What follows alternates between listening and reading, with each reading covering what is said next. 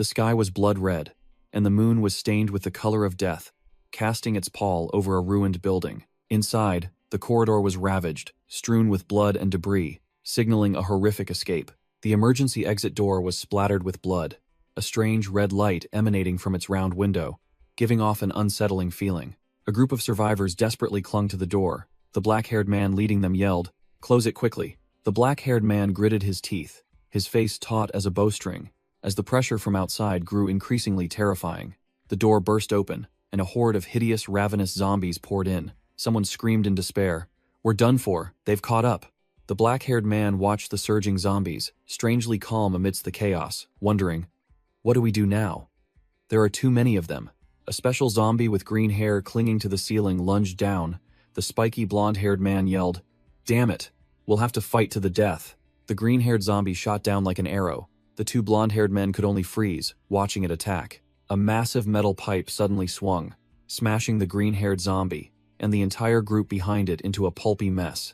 The black-haired man ordered, "Keep pushing them back," while the two blonde-haired men used the pipe as a weapon to block the door. But outside, a colossal, obese zombie was leading an entire sea of undead, and the pressure on the door intensified. The black-haired man pulled the pin from a grenade, his eyes sharp, deciding to take a big gamble. He threw the grenade through the gap, aiming straight into the midst of the crowded zombie horde. The grenade flew directly into the obese zombie's face, embedding itself among its minions. The two blonde-haired men quickly slammed the door shut, just before the explosion echoed. Boom! A terrifying explosion blew away the door and everything around it, clearing out the nearby zombies. As the smoke and dust cleared, the entire team looked at the mess, and the black-haired man asked, "Is it over?" A team member pointed forward, shouting excitedly, "Hey look!" A vibrant blue energy gate appeared in the middle of the room, announcing that the safe house had emerged, with only 2 minutes remaining before the zone closed. The narration began. A sudden catastrophe struck, claiming half of humanity and completely changing the world. Since then, special zones appeared everywhere, completely isolated from the outside world. Inside these zones, bloodthirsty zombies hunted the trapped survivors, whose only mission was to find the safe house to survive. Those who failed to reach the safe house on time would turn into zombies, and in just half a year, 80% of humanity had vanished. However, the survivors within these zones continuously grew stronger, and from them, formidable individuals emerged. The ultimate goal for top-tier individuals was the Grand Slam, clearing all zones up to level 100 to receive supreme power and rewards. And today, for the first time, a level 100 zone had appeared, and someone was on the verge of conquering it. The black-haired man and his 5 elite teammates were advancing, just one step away from their final objective. He clenched his fist, full of determination. "As long as I enter the safe house, I'll be the first to achieve the Grand Slam." But life is not a dream. A blonde female zombie with bloodshot eyes suddenly lunged out, blocking their path. The black-haired man froze, his face changing color because this mutated creature was clearly not in the script. The boss roared, and the black-haired man quickly shouted orders to the team. "Everyone, fall back." Whoosh! An incredibly powerful impact sent the black-haired man flying into the wall, getting beaten right from the first combat phase. The black-haired man struggled to his feet, bitterly realizing the problem.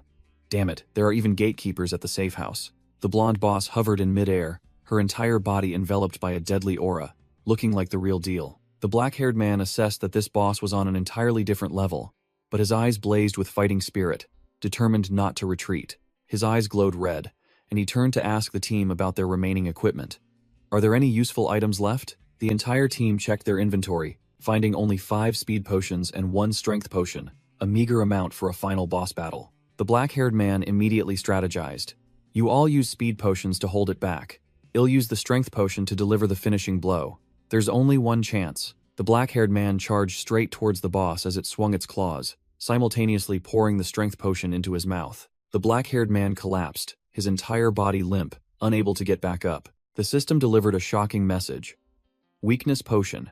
Reduces all stats by 50% for 20 seconds. The black-haired man gritted his teeth, realizing the potion his teammates gave him was a fake. The blonde-haired man flashed a wicked smile, his eyes bloodshot. "It's our turn now." He chugged the superior speed potion, increasing his agility by 100%, preparing to make his escape.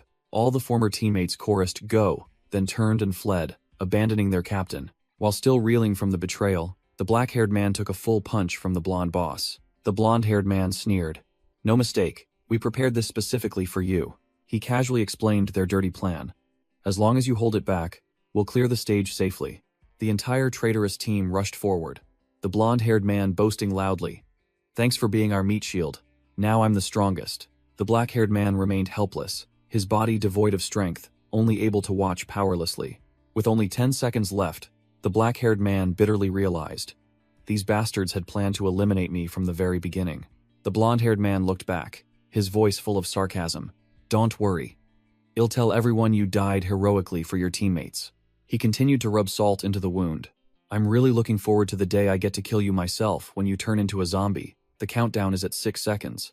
Rage erupted, and the black-haired man screamed in despair. You treacherous bastards. The boss gave him no time to curse. Its razor-sharp claws plunged down. Crash. An attack tore through the ground right in front of him. He knelt, facing the towering boss, with only one bitter thought in his mind. Am I going to die so pointlessly like this? It was too late. Countless sharp spikes pierced his body amidst his ultimate resentment. As the special zone began to disintegrate, the black-haired man collapsed, his consciousness fading with the thought. After all that hard work, I'm finally dying like a zombie. The black-haired man watched his hand slowly dissolving into purple smoke, as the system coldly announced, the zombification process has begun. His eyes blazed with fury, and he gritted his teeth, wondering, how could I accept this fate, to die, betrayed by my own comrades? He roared his final vow before his consciousness disintegrated. Even if I turn into a zombie, I will surely have my revenge. I will tear you bastards apart. The black-haired man's consciousness slowly sank into a pitch-black void, his body drifting aimlessly in helplessness and self-mockery over a failed life. A direct kick to his body jolted him awake, as a resentful voice echoed in his ear. Are you mocking me? The black-haired man lifted his face from the ground, his eyes still bewildered, sweat streaming down as he tried to grasp the situation. A tall, red-haired brute loomed into view, his voice thuggish. Didn't I tell you to bring 5,000 yen for protection money here? He realized this was the very bully who had tormented him in high school. Behind the bully were two subordinates and a crowd of onlookers, all wearing school uniforms. A chubby boy wearing glasses stepped forward, trembling as he said he had no money, trying to defuse the situation. The red-haired brute immediately grabbed the chubby boy's collar, growling a threat. If you don't have it, go steal it. Otherwise, from now on, I'll beat you every time I see you. The black-haired man stood up, his gaze sharp as a dagger, staring directly at the scene before him, without a trace of weakness. He realized he was on the school rooftop, where he used to be bullied. This painful sensation was too real. This was not a dream. A subordinate whispered to his boss. What should we do now? Oh, Ichijo definitely has money. He hides his part-time job earnings in his bag. The black-haired man scornfully looked at the petty thug's face, betraying his friend. His mind began to process the situation. His head was full of questions, but it seemed he had returned to the time before the great catastrophe. He coldly cut him off, asking the red-haired brute directly, Hey, what's the date today? The bully sneered, his attitude extremely arrogant. Are you stupid? Who do you think you're talking to? He stepped closer, his face arrogant. We know you have money. Don't even think about playing games with us. Hand over your bag, quick! Before he could even finish his sentence, a fist flew straight into the red-haired brute's face. Wham! A thunderous punch deformed the bully's face. Blood gushed from his nose like a faucet, to everyone's astonishment. The two subordinates froze, watching their boss Mineta get sent flying backward, collapsing unconscious, the fight ending before it even began. Mineta's subordinates gaped, unable to believe their eyes. No way, he dared to hit Mineta. The entire group of petty thugs froze, completely shocked by the unbelievable turn of events. The black-haired man clenched his fist, feeling the power from his previous life still intact, and thought to himself, it seems this life, I won't end up as a good-for-nothing anymore. Recalling the past, Mineta Ippei, a third-year bully, specialized in extorting money under the guise of protection fees. Being an orphan, and having to work part-time to make a living, he was the perfect target for these bastards. The bully growled. Didn't I tell you to bring the protection money here? Even though he had just paid 2 days ago, he realized, as long as Mineta targeted him, the others would safely stand by and watch as if it were a play. Before, he would only tremble when Mineta yelled, Answer me quickly, you trash. But now it was different. The black-haired man coldly repeated his question, while Mineta could only clutch his face and groan. You bastard! The surrounding students began to whisper, panicked. Ichijo dared to hit Mineta. Is he crazy? That guy is definitely dead. Seeing their boss defeated, the two subordinates yelled, What are you doing? "Go get him," then charged to attack. But their skill was merely amateurish. The black-haired man easily dodged their attacks and delivered a devastating elbow strike to one's nape. The subordinate fell face first, unconscious on the spot. The remaining two froze for a second time. What the hell is this? This combat experience was not acquired naturally. He had to train relentlessly to survive in the apocalyptic world. He had endured countless sleepless nights, hiding and sneaking amidst hordes of the undead to survive. Countless near-death experiences had left his back covered in battle scars. The remaining subordinate yelled, "You're getting too cocky," then threw a punch straight at his face. "Too slow." The black-haired man easily blocked it and delivered a thunderous uppercut. The two subordinates lay sprawled. One fearfully backed away, his voice trembling. "Don't come closer." While the black-haired man realized that humans were even more terrifying than zombies.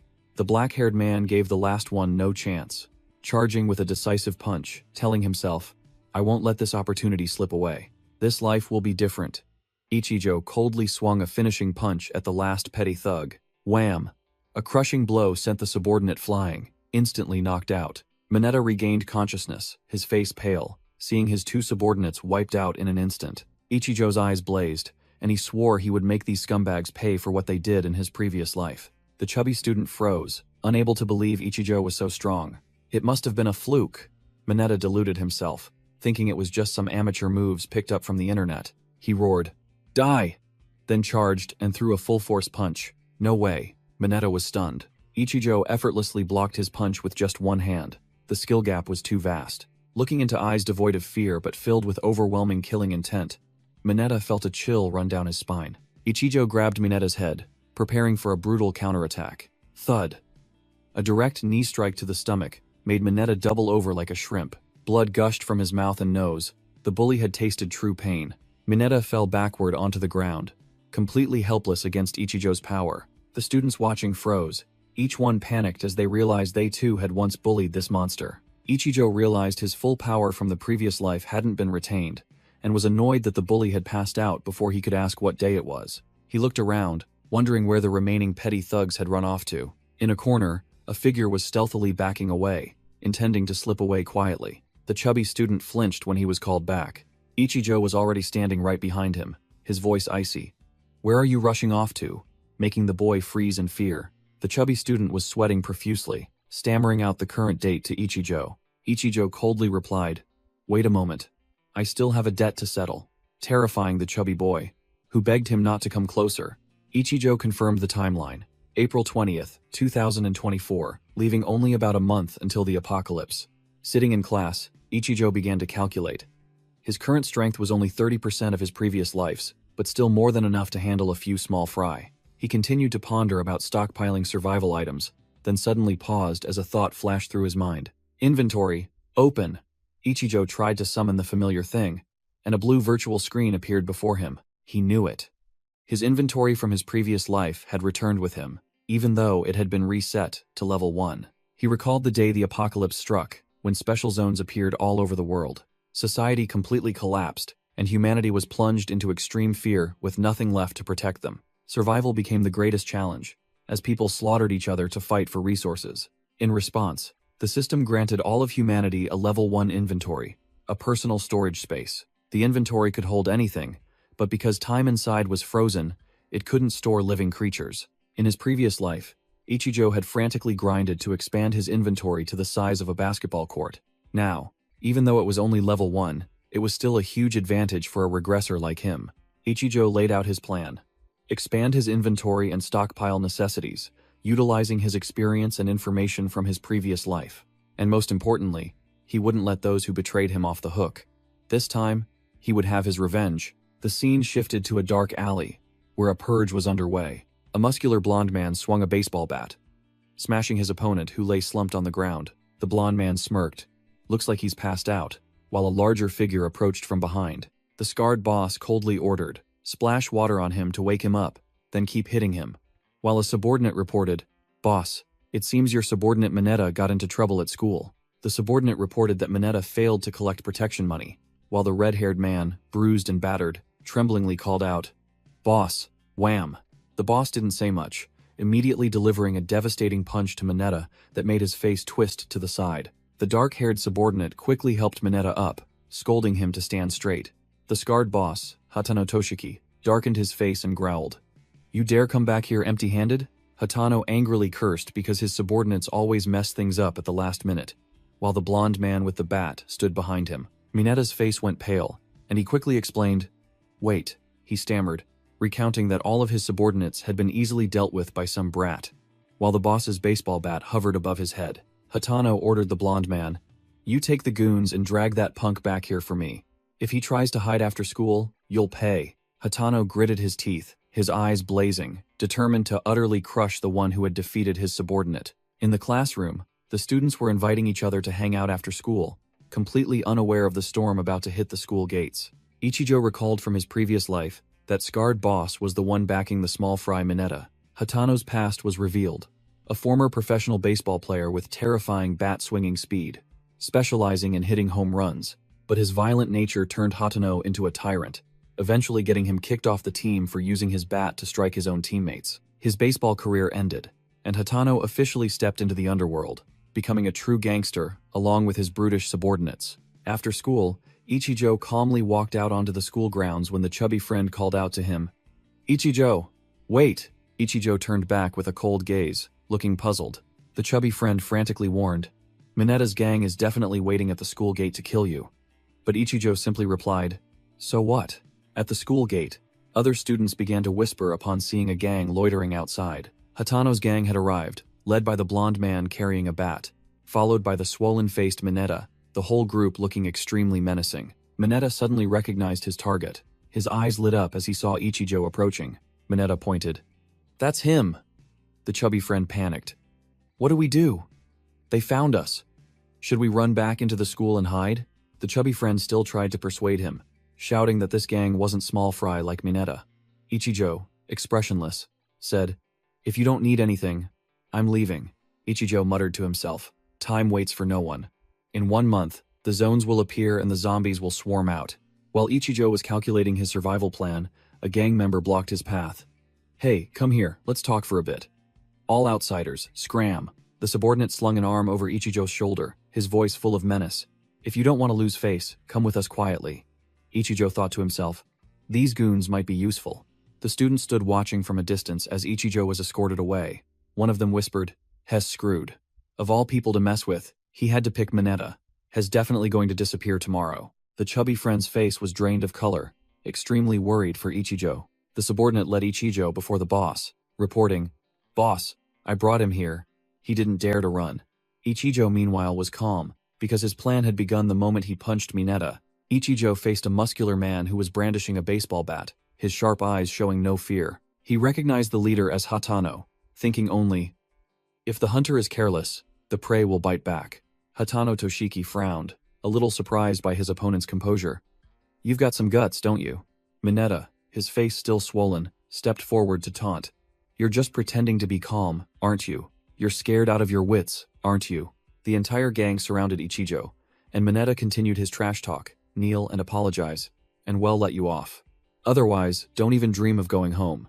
The subordinate from earlier again put his arm around Ichijo's shoulder, sneering. "Do you even know who you've provoked? You'd better have at least 1,000,000 yen ready." Wham! Before he could finish his sentence, the subordinate took a devastating punch to the face from Ichijo. The subordinate's eyes widened in horror, completely unable to believe he had just been attacked so swiftly. The blonde man with the bat roared, "You bastard!" then swung his bat straight at Ichijo's head. Ichijo lightly ducked, effortlessly dodging the powerful bat swing as if it were a joke. Without giving his opponent time to recover, Ichijo unleashed an incredibly swift leg sweep, causing the blonde man to lose his balance and drop his bat. The baseball bat clattered to the ground.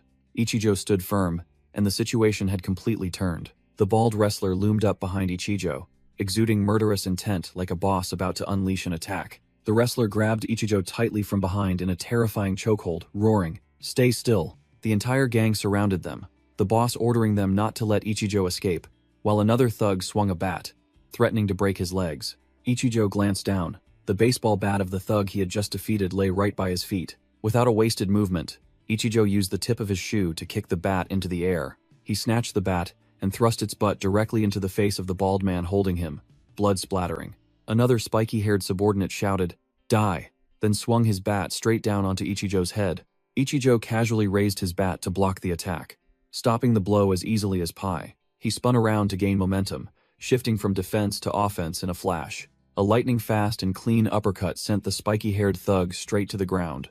Ichijo's amber eyes flashed, cold and full of experience. The subordinate in the white jacket from earlier had recovered, seizing the opportunity to swing his bat in a sneak attack on Ichijo's back. Mineta and Boss Hatano were visibly delighted, Mineta even cheering.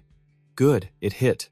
But no, Ichijo had used his backpack to completely block the blow without a scratch, his voice icy. No, it didn't hit. The subordinate froze in shock, stammering in disbelief. He blocked it at such close range. Ichijo didn't give him time to process. He spun around and delivered a kick straight to the man's jaw. The subordinate fell to the ground, unconscious, leaving Mineta and Hatano completely stunned. The entire battlefield. Ichijo stood amidst a circle of sprawling bodies, all of them dealt with in an instant.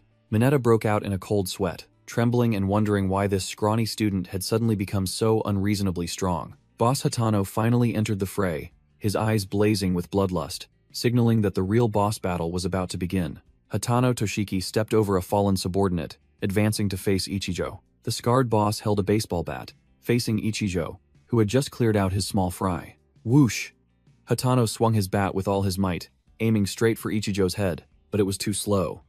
Ichijo casually raised his hand, snatching the bat right in front of him, stopping the attack with ease. Without a wasted movement, Ichijo used the bat itself as a lever, flipping the bulky boss over his shoulder. Hatano's eyes widened in horror, completely unable to comprehend what had just happened. It wasn't over yet. Ichijo followed up with a kick to his side, sending him flying a short distance. Ichijo landed lightly, while Hatano stumbled backward, beginning to realize his opponent's true skill. The boss muttered to himself, acknowledging Ichijo's skill. Not bad. Well-rounded offense and defense, no wasted movements. Is this guy really a high school student? Hatano swung his bat again, but Ichijo was even faster, his eyes flashing with a deadly red light. Ichijo's blazing golden eyes swept over his opponent, coldly judging. His entire body is full of openings. Wham! Ichijo used Hatano's own bat to strike him directly in the face. The incredibly powerful impact deformed Hatano's face, blood splattering everywhere. The terrifying force of the blow sent the boss flying backward. Mineta stood from a distance, mouth agape, eyes wide, unable to believe the sight before him. Hatano fell sprawling on the ground, coughing violently, his hands clutching his battered face. Mineta rushed over in a panic. Boss, are you all right? The boss realized he had poked a hornet's nest, secretly cursing his idiotic subordinate Mineta for picking a fight with a monster. Hatano knelt down, trembling, looking up at Ichijo, having completely lost all will to fight. Ichijo looked down with contempt. In Hatano's mind, there was only one thought. This guy never took us seriously from the start. The boss hastily raised his hands in surrender, his voice panicked. Wait, I'm backing down. Just deal with Mineta. He'll give you this whole territory. Ichijo narrowed his eyes, his voice chillingly cold. I don't care about Mineta. Hatano froze as Ichijo pointed directly at him. What I'm interested in is you. Night fell upon the city. A new purge was about to begin. In a VIP room, a muscular, gray-haired boss was reveling with a group of girls when he heard that Hatano had been beaten by a mere high school kid. Hatano, his face bruised and battered, begged the gray-haired boss to eliminate Ichijo, but the price was 1/3 of his territory. Hatano was furious at the forced price, but the gray-haired boss sneered, reminding him that he was the one begging for help. Hatano recalled Ichijo's threat. Though he didn't understand his intentions, he decided he had to eliminate this threat immediately. The gray-haired boss sealed the deal. All right, we'll deal with him tonight. Suddenly, the gray-haired boss frowned as a stranger dared to barge into his private room. All the thugs in the VIP room turned to look. A figure had brazenly stepped into their lair. Ichijo pulled down his cap, coldly declaring, I'm here to find someone. Hatano's face turned pale, his soul almost leaving his body, as he realized the student monster had tracked him all the way here. Ichijo stood tall, delivering a fatal psychological blow. I'm here on Boss Hatano's orders. The scene shifts to his private room. Ichijo was training frantically. Realizing this body was still too weak, he gritted his teeth, performing each sit-up, determined to reforge his body to prepare for his bloody revenge. Exhausted, sprawling on the floor, Ichijo knew that strength couldn't be gained overnight, and the main challenge still lay ahead. Back in the present, Ichijo looked directly at the gang members, repeating, I'm here on Boss Hatano's orders. The gray-haired boss narrowed his eyes in suspicion. He couldn't believe Hatano would be foolish enough to let a kid who didn't know the rules barge in here. Hatano was in utter panic, stammering, trying to deny it, but it was too late. Ichijo smirked. His scheme to sow discord had succeeded perfectly. Ichijo calmly declared that he had cleared out the small fry outside, leaving Hatano and the gray-haired boss stunned. The job is done as per boss's orders. Now only this place remains. The gray-haired boss narrowed his eyes, ordering his subordinates to immediately check the security cameras. The tablet screen displayed a horrifying sight. All the henchmen had been taken down, lying scattered in front of the door. A blonde subordinate with a star tattoo under his eye taunted Ichijo, not believing a kid could do this. "Are you kidding? Or did you drug them?" Hatano broke out in a cold sweat, realizing he was in huge trouble, as Ichijo's words turned out to be true. Crack! He furiously crushed the glass in his hand. His plan had completely fallen apart. The gray-haired boss saw Hatano's reaction, his eyes filled with suspicion. The boss' gaze swept over Ichijo, realizing this kid's reflexes were not those of an ordinary student. The star-tattooed man lost his patience, yelling orders at his subordinates. "What are you standing around for? Go and capture him now." The gray-haired boss raised his hand to stop them, his voice full of hidden meaning. "I see you came prepared. You didn't think I'd let that guy take me down, did you?" Holding the broken glass shard, he declared that the organization's rule was not to harm guests, but if a guest broke the rules first, it was a different matter, making Hatano panic and beg. Without a word of warning, the gray-haired boss grabbed Hatano by the collar and lifted him up. Hatano struggled desperately, trying to explain. "That kid is the one who asked me to deal with you. I don't know why he's here either." The boss sneered savagely, bluntly declaring, "What's the point of killing a brat? But if I kill you, everything you have will be mine. Thanks for breaking the rules first." Finishing his words, he tightened his grip, preparing to smash Hatano's head onto the table. Thud!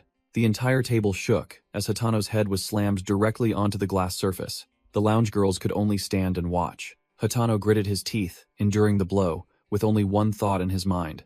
"In this situation, anything I say is useless. I must escape from here at all costs." While they were in disarray, the star-tattooed man decided to act on his own, charging straight towards Ichijo, wondering what the hell this kid was plotting. Just as the star-tattooed man grabbed Ichijo's collar, he immediately took a devastating punch to the face, without even understanding what was happening. Not giving his opponent a chance to recover, Ichijo spun around and delivered a kick that sent the star-tattooed man flying. The star-tattooed man and his subordinate lay sprawled on the floor, bottles and jars shattered after Ichijo's devastating kick. The gray-haired boss froze, unable to believe his eyes. Took down two guys in an instant. Not a single wasted movement. Ichijo calmly adjusted his cap, exuding an overwhelming aura that made the boss wonder. What kind of monster is this guy? A brown-haired henchman, seeing his comrades hesitate, immediately yelled, "What are you standing there dumbfounded for?" The entire group of thugs, brandishing weapons, rushed forward, shouting, intending to overwhelm him with numbers. "Hurry up, deal with him." The brown-haired man swung his fist straight at Ichijo's face, thinking this time he was sure to land a hit. Ichijo lightly raised his hand, blocking the thug's punch with utmost ease. Wham! A direct palm strike to the face sent the brown-haired man's head snapping back, his face contorted. Ichijo glided forward with the speed of a gust of wind, approaching the crowd. He charged straight into the pack of wolves, delivering a thunderous punch to the gut of a burly man, making him double over. Another man seized the opportunity to tightly hug Ichijo from behind, yelling loudly, "Got him! Hurry!" The blonde man holding an iron pipe roared, swinging his weapon, intending to smash Ichijo's head. "It's over." Thinking too simply, Ichijo used the man hugging him as a shield, and at the same time, delivered a kick that sent the pipe-wielding man flying. The blonde man, not giving up, grabbed a glass bottle, yelled, "Take this," and charged in again. Ichijo didn't bother to dodge, grabbed the blonde man's arm, then slammed the bottle straight onto the head of the man holding him. Crash! The bottle shattered, and the human shield could only freeze and endure the attack. Taking advantage of his opponent's dazed state, Ichijo spun around and delivered a devastating kick to the shin of the man still holding him. The thug gaped, letting out a pathetic scream as his leg bone cracked. Without a second's rest, Ichijo thrust his elbow into the face of another man charging from the side. Ichijo single-handedly fought through the encirclement. With each strike, another man fell, turning the group assault into a spectacular solo performance. The gray-haired boss broke out in a cold sweat, unable to believe his eyes. "Are you kidding? He single-handedly wiped out almost all the small fry?" Looking at the battlefield littered with bodies, the boss realized that if things continued this way, he would also be eliminated, and was determined to kill that kid no matter what. Ichijo turned around, his eyes, sharp as daggers, locked onto the final target. Hatano Toshiki, in a panic, tried to grab the gun on the floor, but the gray-haired boss grabbed his arm, stopping him and roaring. "Hatano, what the hell are you doing?" Hatano growled, arguing that using a gun on a student was unacceptable. The gray-haired boss furiously retorted, "He beat you senseless too. Don't get in my way of finishing him off." Meanwhile, Ichijo finished off another man, while calculating that keeping Hatano alive would be more beneficial to him. The gray-haired boss decided to change targets, roaring, "Then I'll kill you first," leaving Hatano stunned, unable to believe a kid could corner him like this. Hatano realized all escape routes were blocked, and that student kid was now his only lifeline, so he lunged forward and tightly embraced the boss. Unexpectedly obstructed, the gray-haired boss stumbled and fell backward. He fell sprawling on the floor, his eyes suddenly lit up as he saw a pistol within reach. Without a moment's hesitation, he snatched the gun, letting out a savage roar, "Die!" Hatano was utterly terrified as he saw the dark muzzle of the gun pointed at him. The gray-haired boss laughed maniacally, smugly thinking that only two people dared to mess with him. Whoosh! A devastating kick from Ichijo flew straight into the boss's jaw, accompanied by a cold declaration, "Your territory is mine." Hatano panted, slumping onto the sofa, looking at the gray-haired boss lying unconscious on the floor, muttering, "That kid took down not just me, but this entire group, all in one day." Ichijo coldly asked, "What do you think?" leaving Hatano bewildered and confused. Ichijo reminded him of their conversation from earlier that day, explaining that Hatano had no way out with the organization, and the reason he chose him was simply because I happened to meet you first. Hatano bitterly acknowledged his luck, then looked at the battlefield and asked Ichijo how he intended to clean it up.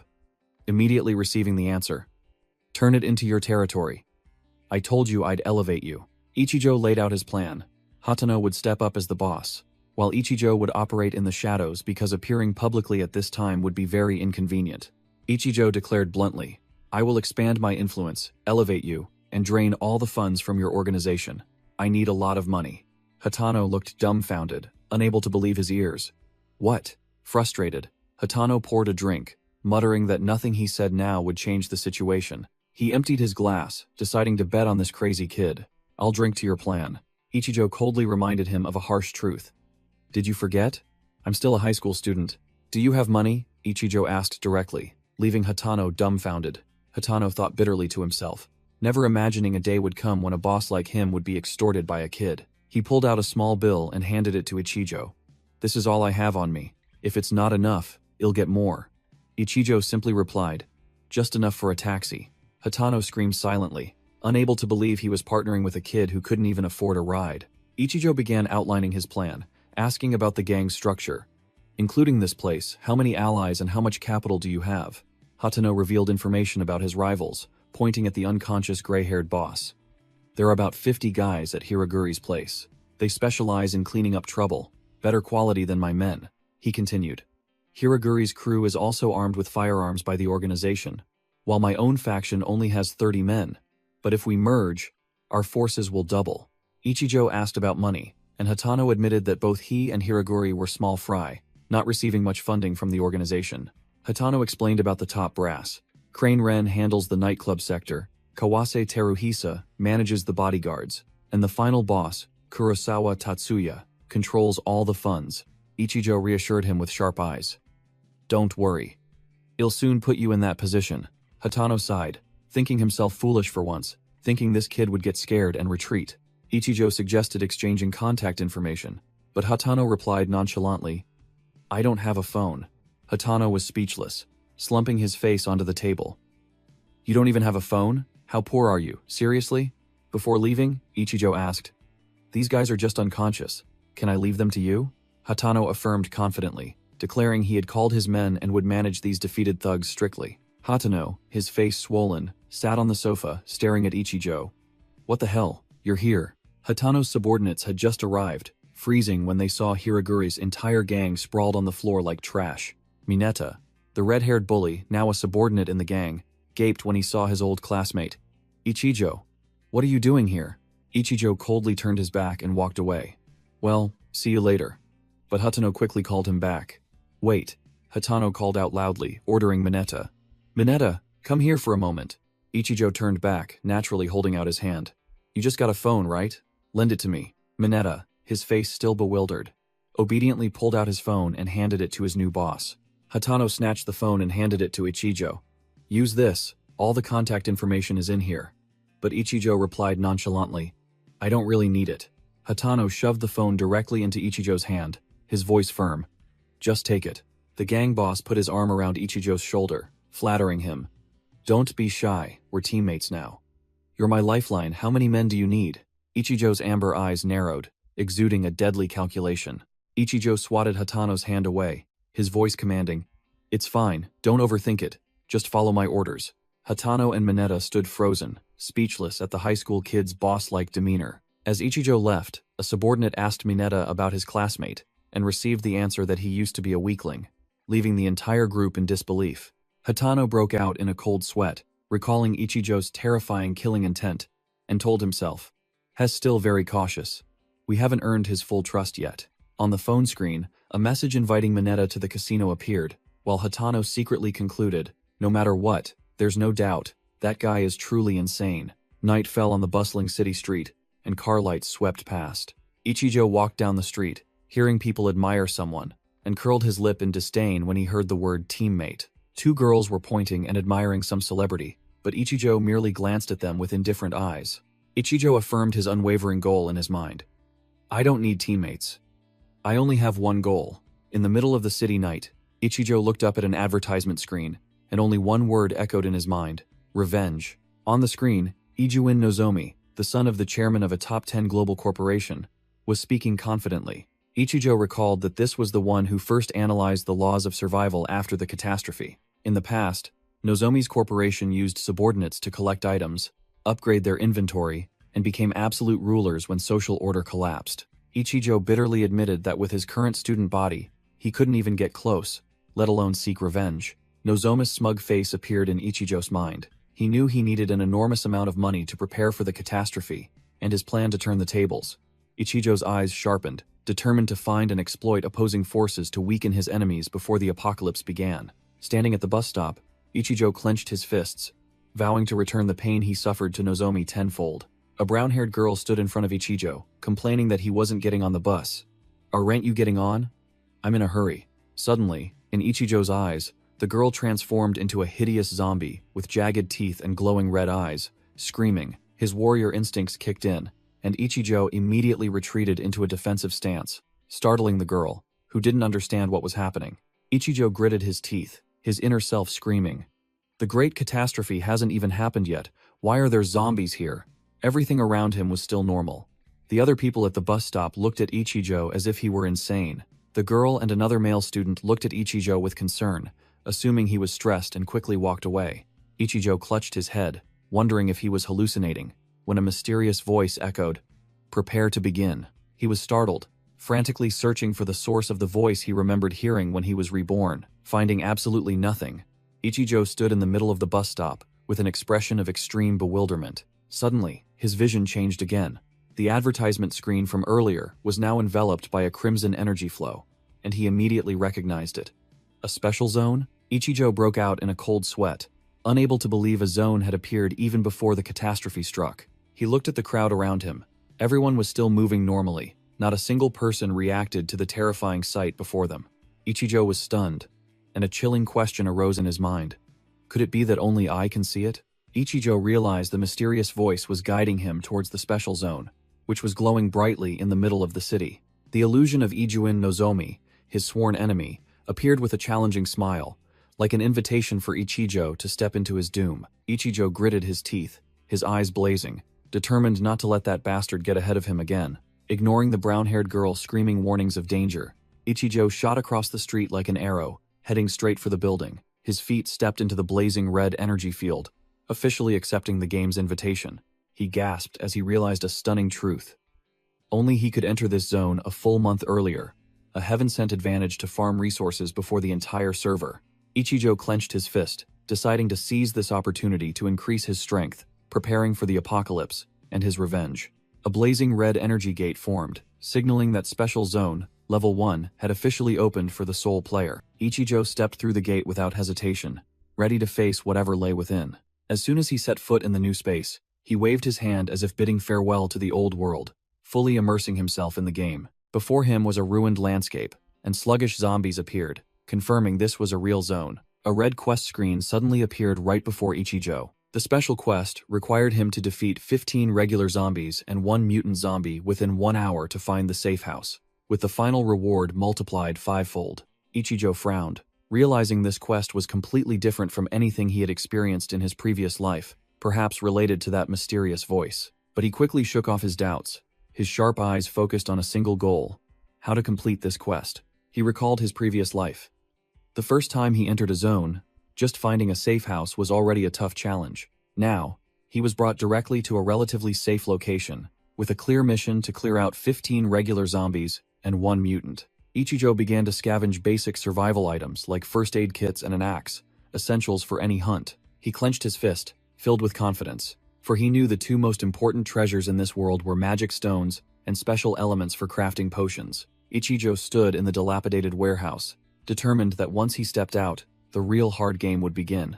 With the axe in hand, he calculated that if the appearance of this zone wasn't random, he could pre-farm a month's worth of resources. Standing by the broken window, he looked down at the deathly scene below, preparing for the hunt. A sound echoed. Ichijo turned. His vigilant gaze swept across the warehouse. His amber eyes gleamed with determination. Once past the starting line, there would be no turning back. With the axe on his shoulder, Ichijo assessed the situation. This quest required 3 factors, the most important being time. He inherited a portion of his previous life's strength, but he couldn't be optimistic with this pathetic physique. Looking at his reflection, he analyzed. Even if it was just a beginner zone, dealing with 16 of them, including 1 mutant, would be quite tough. He realized the difficulty and atmosphere of this zone were completely different from his previous life. An unforeseen variable. Crash. A rotting zombie hand suddenly smashed the glass right in front of Ichijo. The bald, muscular zombie lunged in through the broken window, but Ichijo retreated in time. He thought to himself that he almost died if he had taken 1 more step forward. The low-level zombie growled, its eyes blazing red, charging straight towards Ichijo with a speed far exceeding that of a normal human. With his vast experience, Ichijo considered this zombie a formidable opponent for his current body. He knew these creatures, once they locked onto a target, would attack relentlessly and couldn't be stopped by conventional means. But Ichijo also knew their fatal weakness, the head. He swung his axe with a perfect arc, aiming straight for the neck of the charging monster. Slash. With a clean cut, the zombie's head flew through the air. A notification panel appeared. 1 regular zombie defeated. Time remaining: 56 minutes. Ichijo stood next to the headless corpse, planning his next move. He had to find the safe house in the opposite direction, avoid unnecessary combat, and conserve energy for the mutant boss. Just as he finished, Ichijo suddenly sensed something was wrong. His eyes narrowed. A new wave of killing intent had just appeared. Looking down the stairs, Ichijo froze when he saw a mutant zombie scrambling up. A system notification appeared. Gashin, rank 10, a monster with overwhelming arm power. Ichijo broke into a cold sweat, unable to believe such a formidable foe would appear right from the start. Gashin charged like a truck, delivering a devastating punch, and Ichijo only managed to raise his arms to block. The impact force was tremendous. Ichijo was blown backward, skidding across the floor. He muttered, realizing this was Gashin, the monster that had crushed countless people in his previous life. The mutant zombie gave him no time to breathe, swinging its massive hand down to strike. Ichijo gritted his teeth and rolled to dodge the blow by a hair's breadth. The pressure was immense. He assessed the situation. The terrain was terrible. A one-on-one fight here would only lead to his demise. He had to change positions immediately. Ichijo admitted that the strength of these zombies far surpassed his own, so he turned and fled up the stairs to lure the enemy. He recalled Gashin's characteristics from his previous life. Tough, but brainless. Its attack pattern was no different from regular zombies, and a plan began to form. As soon as he reached the upper floor, Ichijo stopped short. 2 other regular zombies were already waiting. Behind him, Gashin had also caught up, and he was officially trapped in a pincer attack. Ichijo's eyes turned cold, and he growled with determination. I won't die in this dump. Memories of the humiliation and pain of betrayal in his previous life flared up like wildfire. He took a stance, facing directly the growling Gashin that was charging towards him, determined to survive at all costs. Ichijo's amber eyes flashed with a deadly glint, ready for a life-or-death battle. Gashin slammed down a devastating blow, its power cracking the ground. Ichijo swung himself onto a crossbeam, his cold eyes looking down at the monster, vowing to avenge his previous life. I will reclaim everything with my own hands, Ichijo growled, his resolve boiling as he faced the enraged Gashin. Gashin's crimson eyes flashed with murderous intent, locking onto its target. The monster roared, unleashing a terrifying arm swing, aiming to crush Ichijo. But Ichijo countered with an axe dance, a red streak flashing through the air. With his extensive combat experience, Ichijo narrowly dodged the attack and landed with professional precision. He gritted his teeth. The dodge just now was not as easy as it looked. Ichijo clutched his stomach, panting, bitterly admitting, "This guy's reflexes are incredibly fast. I missed my chance to take him down." Gashin also realized its opponent was no pushover. It knew well that with Ichijo's current strength, attacking its reinforced arm would merely be a tickle. Ichijo stood up straight, sweat pouring down, admitting the situation was tougher than he had imagined. He glanced down at the floor below, and suddenly froze, as if he had discovered something. A blue energy gate was glowing beneath the chair, and Ichijo immediately recognized it. Safe house? It's right on the first floor. Behind him, a bloated zombie was furiously charging, and Ichijo decided he had to reach his target immediately. His eyes gleamed with extreme surprise at the scene that unfolded right after. Bang! The bloated zombie that had just charged close was hurled back like a ball by an invisible force field. Ichijo breathed a sigh of relief, standing on the balcony and looking down at the battlefield that had been unexpectedly cleared. Standing amidst the dust and smoke, a voice from somewhere asked if he had fallen. Ichijo flinched. Gashin's colossal hand had reached up from below. The battle was not over yet.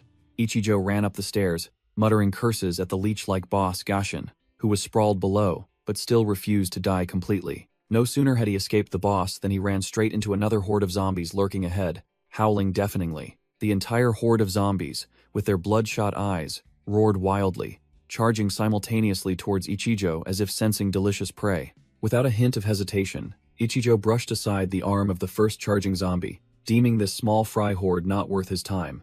In a flash, he used the zombie itself as a pivot, then swung his axe, delivering a swift blow to its back. Instead of discarding the corpse, Ichijo grabbed the fallen zombie, turning it into a living shield to fend off the remaining ones. With a powerful shove, he hurled the shield directly at two charging zombies, creating a forceful impact. All three zombies staggered, scattering backward like bowling pins. Taking advantage of the horde still tumbling into each other, Ichijo had enough space to deliver a finishing blow. Giving them no chance to recover, Ichijo unleashed a thunderous kick, striking directly into the chaotic mass of zombies. With a cold expression, Ichijo tightened his grip on the axe handle, growling a command for the undead horde to stay down. A horizontal axe swing, full of speed and power, decapitated everything still standing within his reach. After clearing out the small fries, a rolling zombie head landed right at Gashin's feet, the boss who had just clumsily crawled up from under the stairs. The boss snatched Ichijo's axe and hurled it back with terrifying force. The axe flew like a cannonball, embedding itself into the ground and creating a small explosion that shattered the tiled floor. Gashin fumed, its face contorted with murderous intent. It was clear it had realized its recent prey was no ordinary opponent. The boss looked down at the first floor, where Ichijo had safely landed, its eyes filled with bitter resentment. Gashin's crimson eyes bulged, and it gnashed its teeth, its rage reaching its peak. Inside the safe house was an old bus. Ichijo opened the supply crate, and only found a few rolls of bandages and a new axe. Ichijo bandaged his wounds, muttering that these paltry items were not enough to complete the mission. Sitting slumped in the bus, he knew this was the most crucial step, the beginning of his revenge, and he could not afford to make a mistake. He decided he had to escape to the safe house immediately, as far away from Gashin as possible. Suddenly, a loud noise echoed, startling Ichijo, who realized he had been discovered. Outside, Gashin furiously pounded on the side of the bus, determined not to let its prey escape. The monster tensed its body, using terrifying strength to try and flip the entire bus over. Ichijo looked through the window, his face paling as he saw the situation was becoming extremely dire. He spun around, realizing this place was no longer safe. He had to find a way to escape immediately. The bus rattled violently under the mutated monster's power. Crash! The bus window shattered into countless pieces. Gashin's bulging, muscular arm smashed through the glass, reaching directly for Ichijo. In that very moment, Ichijo's eyes flashed with a sharp glint. This was his chance. Without a second's hesitation, he swung his axe, aiming directly for the old wound on Gashin's arm. He pushed off with his hands, springing backward to maintain distance and reassess the situation, forced to slowly wear down its fighting strength. But the axe in his hand had also reached its limit. It wouldn't last much longer. Gashin roared in pain, its arm severely wounded. Ichijo knew well that mutated zombies, when close to death, would enter a berserk state, their aggression doubling. This monster could now only use one arm, A fatal weakness had been exposed, and if he could disable its other arm as well, this game would be decided. Ichijo plunged his axe straight into Gashin's remaining arm.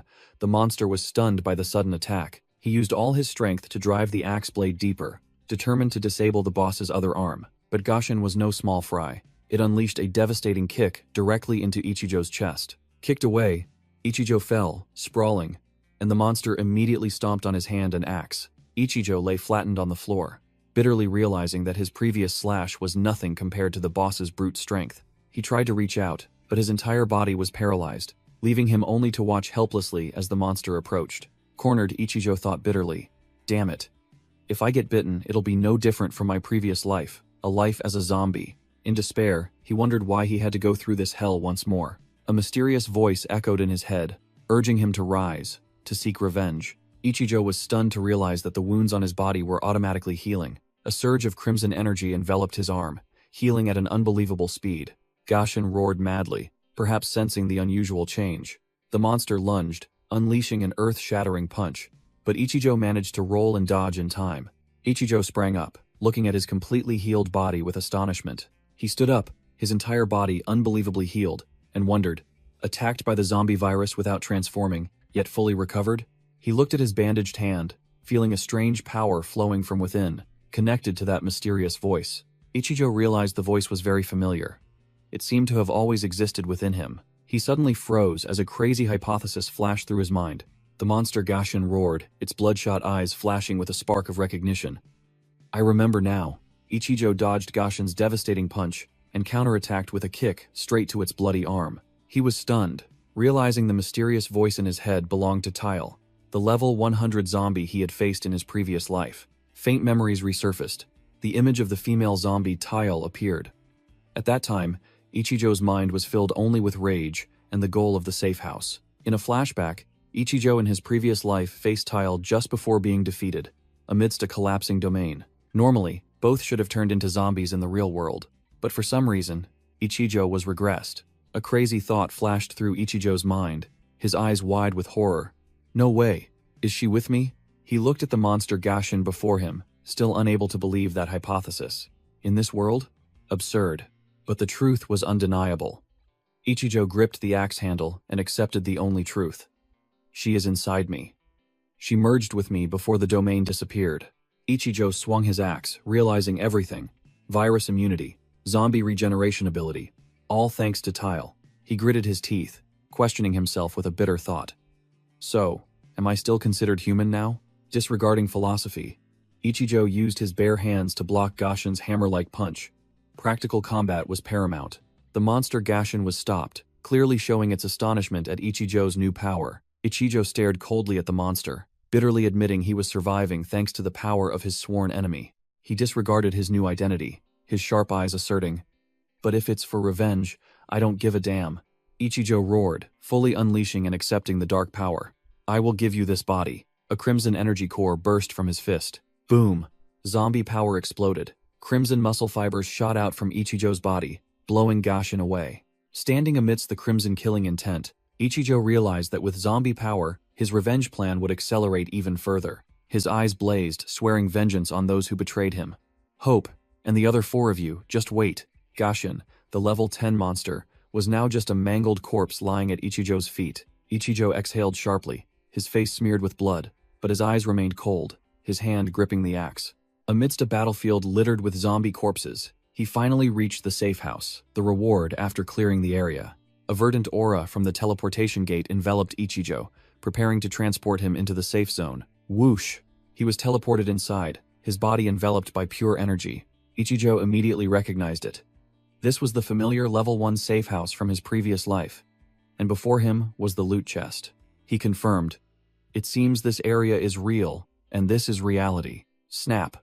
Ichijo didn't hesitate, flipping open the lid of the loot chest. He picked up a beginner magic stone, his sharp eyes confirming it was definitely genuine. Fully opening the chest, he smirked.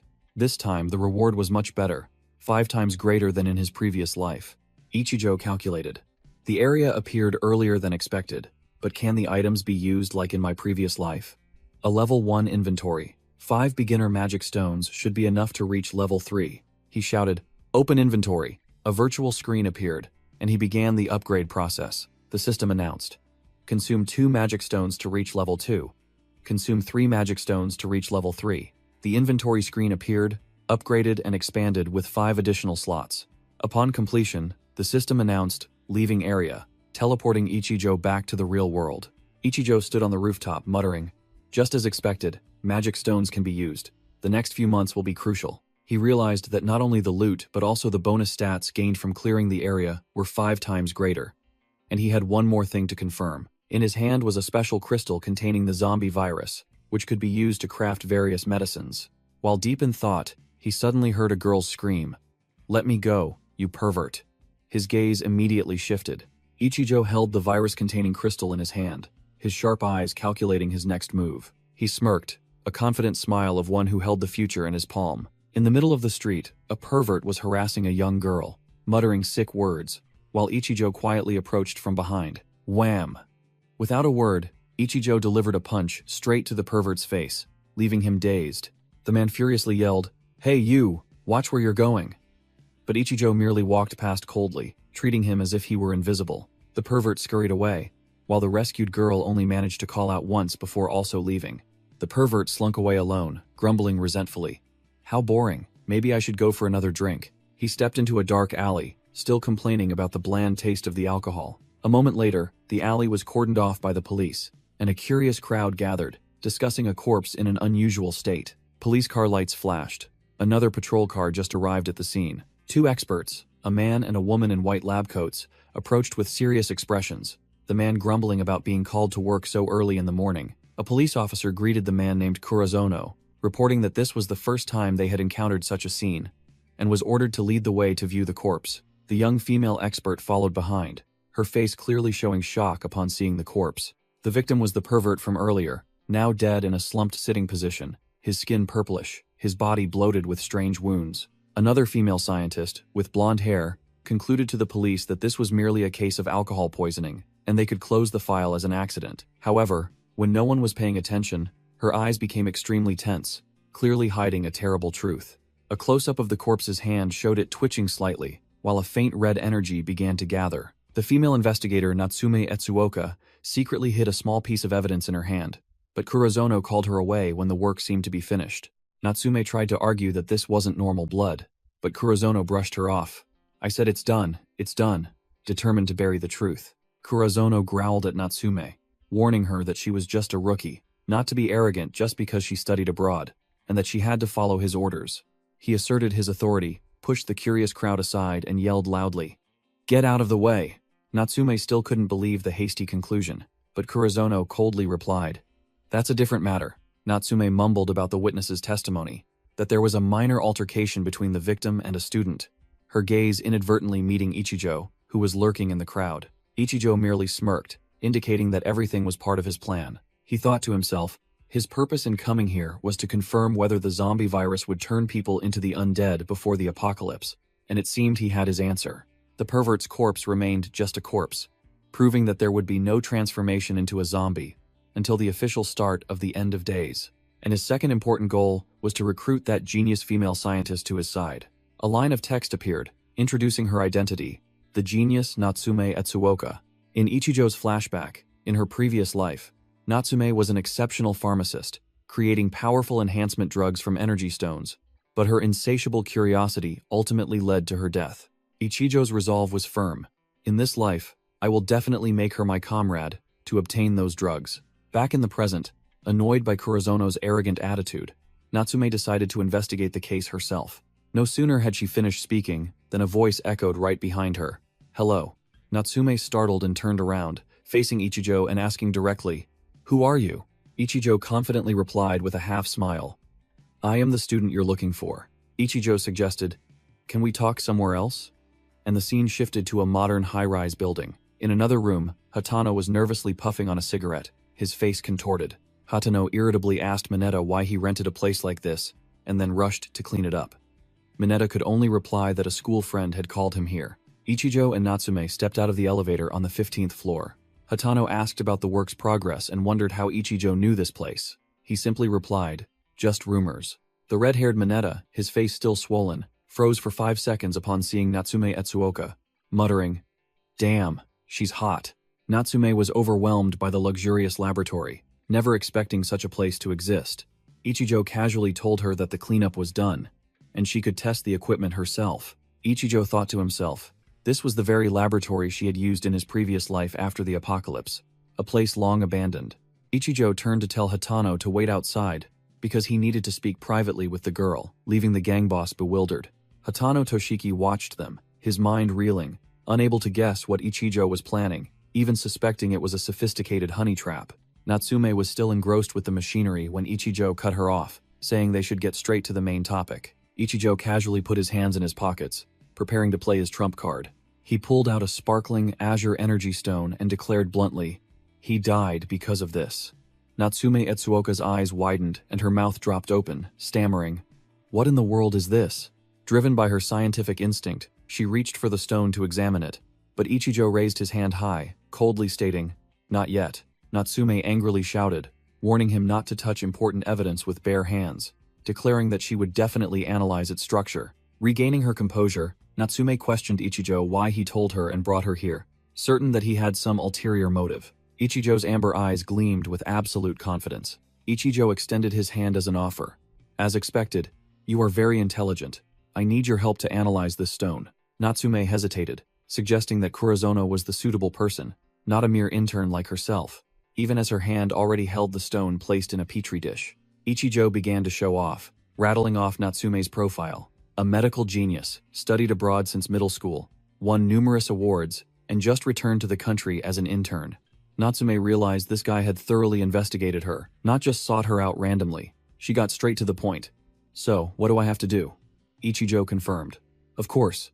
Ichijo got straight to the point, his eyes sharp. From now on, this is top secret. Before I speak, I need to confirm if you want to become our comrade. He laid out an enticing offer. Join and get full access to the lab.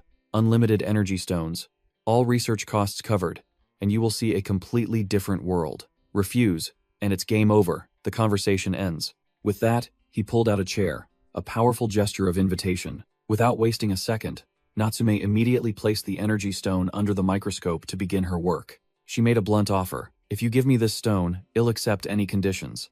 Ichijo smirked. Don't worry about that. Ichijo merely smiled faintly. Everything was within the calculations of a regressor.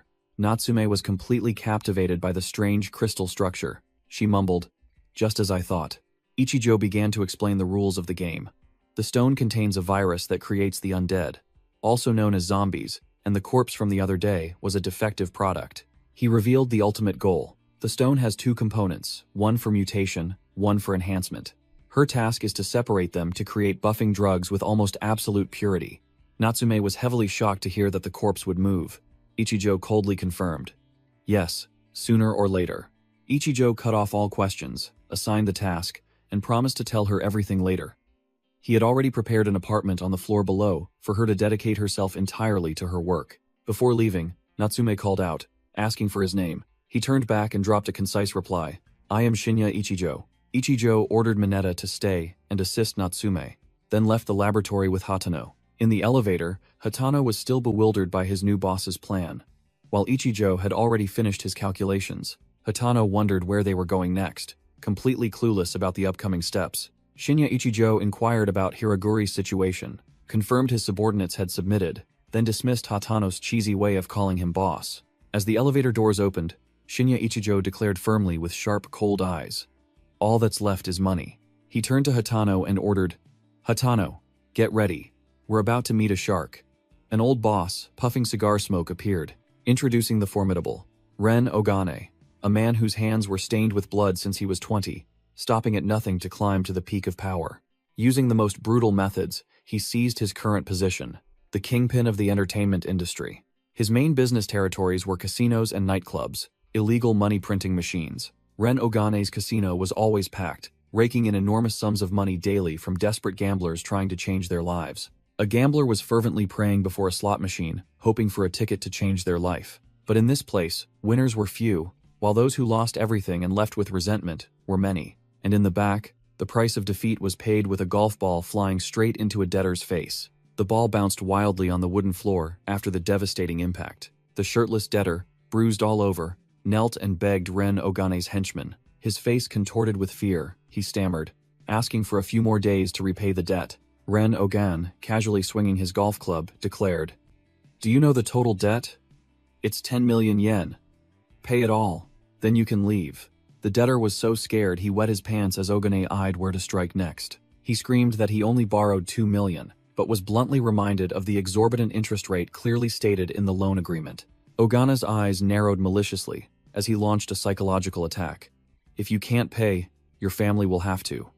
Your daughter just started kindergarten, didn't she?" Enraged by the threat to his family, the debtor roared that he wouldn't forgive him, but Ogane had already swung his club. Wham! The golf ball flew straight into the man's groin with a sickening thud. A bodyguard in dark glasses, with an impassive face, stood silently, even as blood splattered onto his collar. Ogane ordered his subordinate, as usual, cut off a pinky finger and send it to his family. Report the debt as 16 million yen for his ransom. That was Ren Ogan's way of doing business, a man who built a multi-billion yen empire on the blood and bones of the fallen. A subordinate entered, announcing Hatano and his men had arrived. Ogane waved his hand, ordering them in. Hatano's men were stopped, but Hatano growled a warning. "Don't interfere." Ren Ogan gestured for his bodyguards to step back, his demeanor full of authority. Watching the bloody debtor being dragged away, Hatano sneered. "You're as cruel as ever." Ogane replied emotionlessly, "Not as much as you." Ren Ogane exhaled cigar smoke, his sharp eyes fixed on Hatano.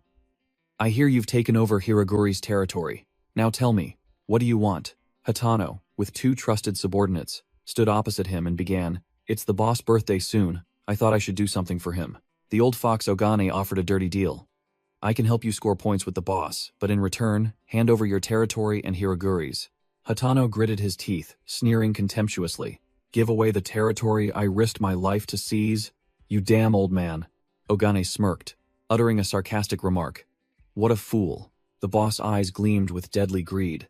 As he admitted, "I've had my eye on your territory for a long time." Hatano and his men were surrounded by Ogane's bodyguards, but Ogane still feigned surprise. "I can't believe you came here so easily with just 3 people. Are you looking down on me?" In a flashback, the masked subordinate looked panicked upon hearing the plan. "Only 3 people? The casino security has hundreds. This is suicide." But Shinya Ichijo reassured him, "Just follow my instructions." Shinya Ichijo, with an absolutely confident expression, explained the strategy. "No all-out brawl. We'll minimize casualties. Just create chaos at other entrances to buy time, and remember to always be firm when discussing money." Back in the present, Hatano recalled boss Shinya Ichijo's instructions, his voice hesitant, but his eyes determined. I understand." He gritted his teeth, roaring in his mind, "Damn it, I'll do it." Hatano snatched a pencil from the table, his eyes blazing, and roared, "Attack this pathetic old man for me." Hatano lunged like a beast, swinging the pencil straight at Ogane, but the dark-skinned bodyguard reacted in time. Whoosh. The pencil was stopped by the bodyguard's iron-hard hand right in front of Ogane, stunning Hatano. The bodyguard gripped Hatano's wrist tightly, his eyes as sharp as knives. The dark-skinned bodyguard used his bare hand to stop the sharp pencil tip, perfectly protecting the boss. Another of Ogane's bodyguards roared, ordering his comrades, "What are you standing around for? Kill them all." Immediately, Hatano's blue-haired subordinate struck first, unleashing a devastating hook punch to a bodyguard's face. Wham! The unfortunate bodyguard flew backward like a ball, to the astonishment of the others, while the masked subordinate watched in admiration. One of Ogane's bodyguards roared, "You bastard!" then charged to attack. Hatano's blue-haired subordinate casually blocked the punch, growling, "Your opponent is me." The blue-haired man continued to dominate, punching and kicking the bodyguard, roaring, "I've been itching to get my hands on you for a long time. Let me vent my anger on you." Hatano watched, muttering to himself to stay calm. Suddenly, Hatano flinched as he sensed danger. Whoosh! A golf club slammed down right next to Hatano, shattering the table. The masked subordinate stood in front of Hatano, reminding him not to be careless, then said, "Let me handle this one. Step back." He warned that the dark-skinned bodyguard was Ren Ogan's most formidable asset, the reason the old man was so confident. The dark-skinned bodyguard ripped off his vest, grabbed the golf club, and lunged forward to attack. He swung the club, bringing down a devastating blow on the masked subordinate, who was falling to the floor. The masked subordinate glanced up, staring intently at the incoming club. Thud! The club was stopped by a single hand. The masked subordinate had effortlessly parried the full-force attack. The dark-skinned bodyguard was stunned to see his attack blocked so easily. the mask slowly fell, revealing the subordinate's true face. The dark-skinned bodyguard froze, muttering in confusion. "Unharmed? Did I miss?" Hatano asked with concern, but Ichijo merely gave a cold, Ichijo stood up straight, holding the golf club, his face devoid of emotion. He glanced at the bodyguard, uttering a dismissive remark. Compared to yesterday's enemy, this guy is much slower. Ren Ogain ordered the dark-skinned bodyguard, a murderous glint flashing in his eyes. "Kill them all." Clang! The golf club and steel pipe segment clashed, sparks flying, their power incredibly evenly matched. Shinya Ichijo spun to build momentum, his pivot foot firm as a rock. Ichijo used the steel pipe segment itself to parry the golf club, completely unbalancing the dark-skinned bodyguard. Ichijo's golden eyes flashed, cold and devoid of emotion. Seizing the opening, Ichijo unleashed an extremely fast and vicious roundhouse kick. The dark-skinned bodyguard was stunned, unable to believe the kick's speed. That leg. He roared in anger, intending to swing his club and smash that troublesome leg. "I'll chop it off." But it was too late. Ichiju's heel had already connected firmly with the bodyguard's nape. The force of the kick was terrifying. The burly bodyguard was sent flying like a ragdoll. Thwack! With a single, devastating kick, Ichijo sent the bodyguard flying straight into the wall. Ren Ogane, sitting far away, gaped, unable to believe his eyes as he watched his ace be defeated. Ichijo stood upright, holding the broken pipe segment, his knife-sharp gaze sweeping towards the old boss, making Ogane stammer, "Impossible. Absurd." The old boss began to sweat coldly, grabbing his phone and yelling, "Hey, haven't the reinforcements arrived yet?" The door burst open, and Hatano Toshiki and his aggressive subordinates stepped in, declaring, "Boss, sorry to have kept you waiting." Ren Ogane was furious, roaring, "Why are there so few people?" One of Ogane's subordinates reported breathlessly, "All roads leading to the casino are inexplicably blocked. Reinforcements cannot arrive immediately." The boss turned to Ichijo, his voice trembling. "What the hell is going on? Was it you who did this?" Ichijo calmly replied, "Yes. Quite unfortunate, isn't it?" Ogan lost all composure, yelling at his remaining subordinates. "What are you talking about? These small fries don't need many men. I'll give you 2 million. Kill them all for me." Receiving the order, Ogane's remaining henchmen roared and charged towards Ichijo and Hatano. At the same time, outside the casino, the crowd of gamblers was in extreme panic, screaming loudly, "What the hell is this? It's 7/7. 7/7 is here." Crash! A body flew straight through the casino, slamming into the glass door to everyone's astonishment. Old boss Ren Ogane scrambled to his feet, not understanding what was happening, while the gamblers whispered, "Isn't he the owner here?" The boss looked up, seeing Shinya Ichijo, Hatano Toshiki, and the muscular blue-haired man standing tall like three gods. Hatano glanced at the elite bodyguard sprawled across the floor, his heart shaken. He alone wiped out all of them? Hatano quickly regained his composure, stepping forward to reassure the crowd. "It's nothing, just a small disturbance." Hatano declared loudly, "From today, I am the new owner here. My name is Hatano Toshiki. To celebrate, everyone will receive 10,000 chips, so go wild." The gamblers immediately cheered loudly, forgetting the recent chaos, praising their generous new boss. Hatano glanced at Ichijo, thinking to himself, "That's quite extravagant, but I still don't understand why he let me take the spotlight like this." Suddenly, a crowd recognized the person who had just entered the casino. "It's Ijuin. Why is he here?" Hatano faced Ijuin Nozomi, the newcomer speaking first. "I heard there was trouble in the VIP room, so I came to check. Mr. Ogane is my friend, so what is this mess?" Ichijo paid no attention, turning his back and walking away, while Ijuin suggested, "From now on, we can be friends." Hatano quickly placed a hand on Ichiju's shoulder, growling, "Hey, wait a minute. That attitude won't do, will it?" Ichijo's golden eyes flashed with a deadly killing intent.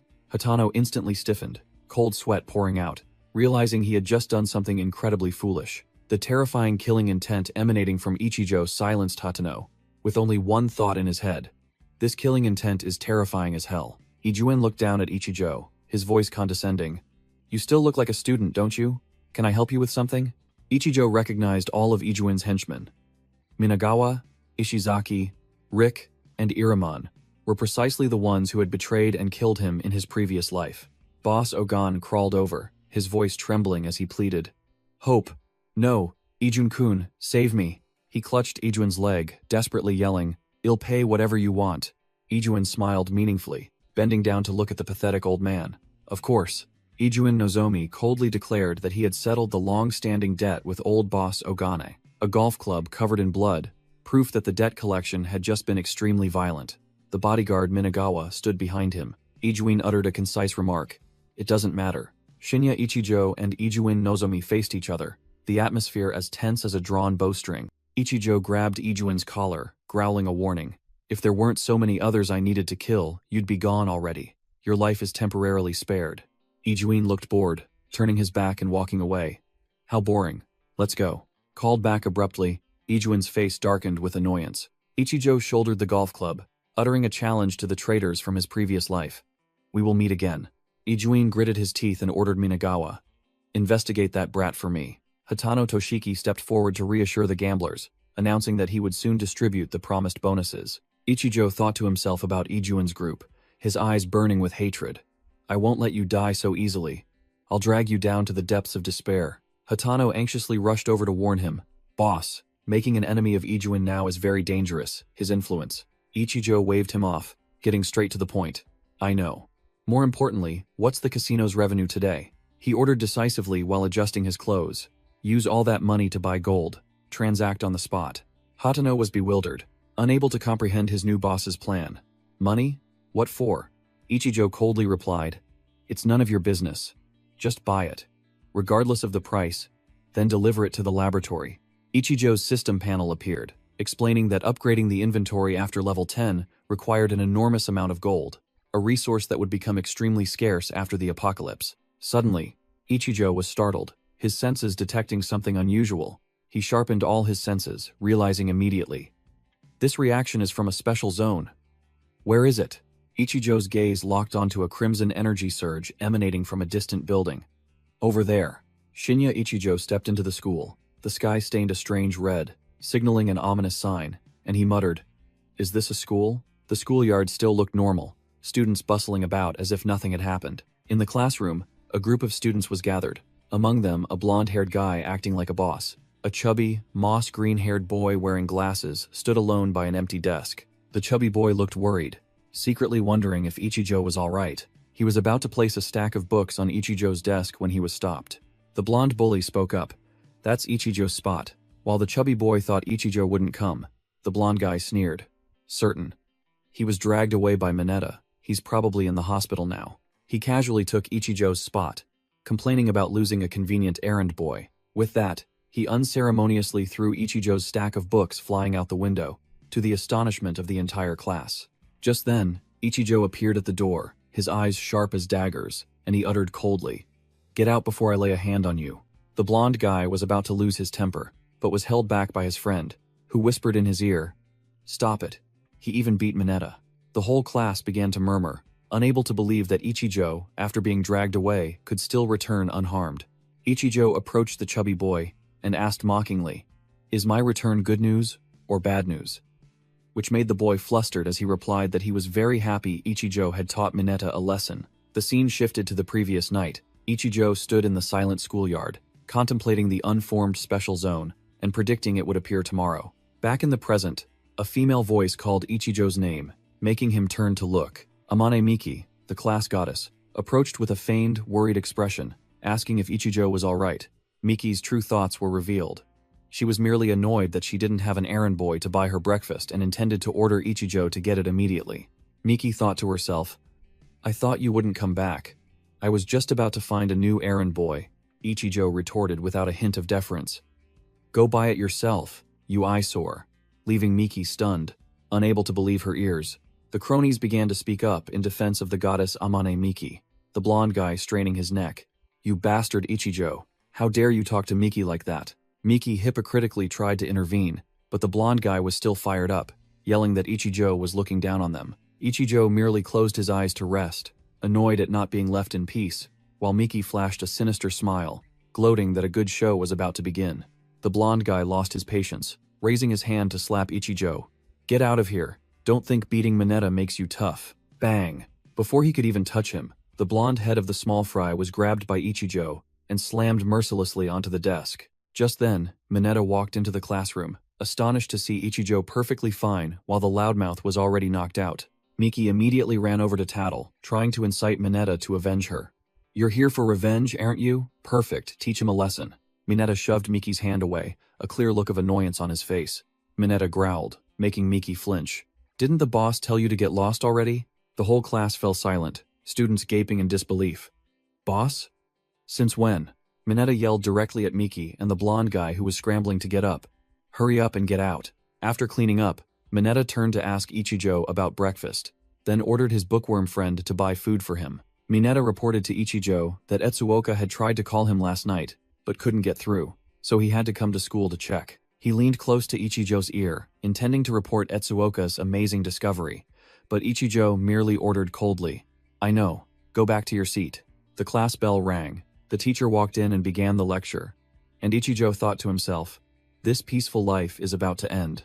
Ichijo looked out the window, his reflection appearing pensive, ready for what was about to come. Suddenly, Ichijo's eyes widened, and the scene outside the hallway abruptly turned a bloody red. A system notification appeared right before him. Entering Special Zone. Level 5. Mission. Reach the safe house within 20 minutes.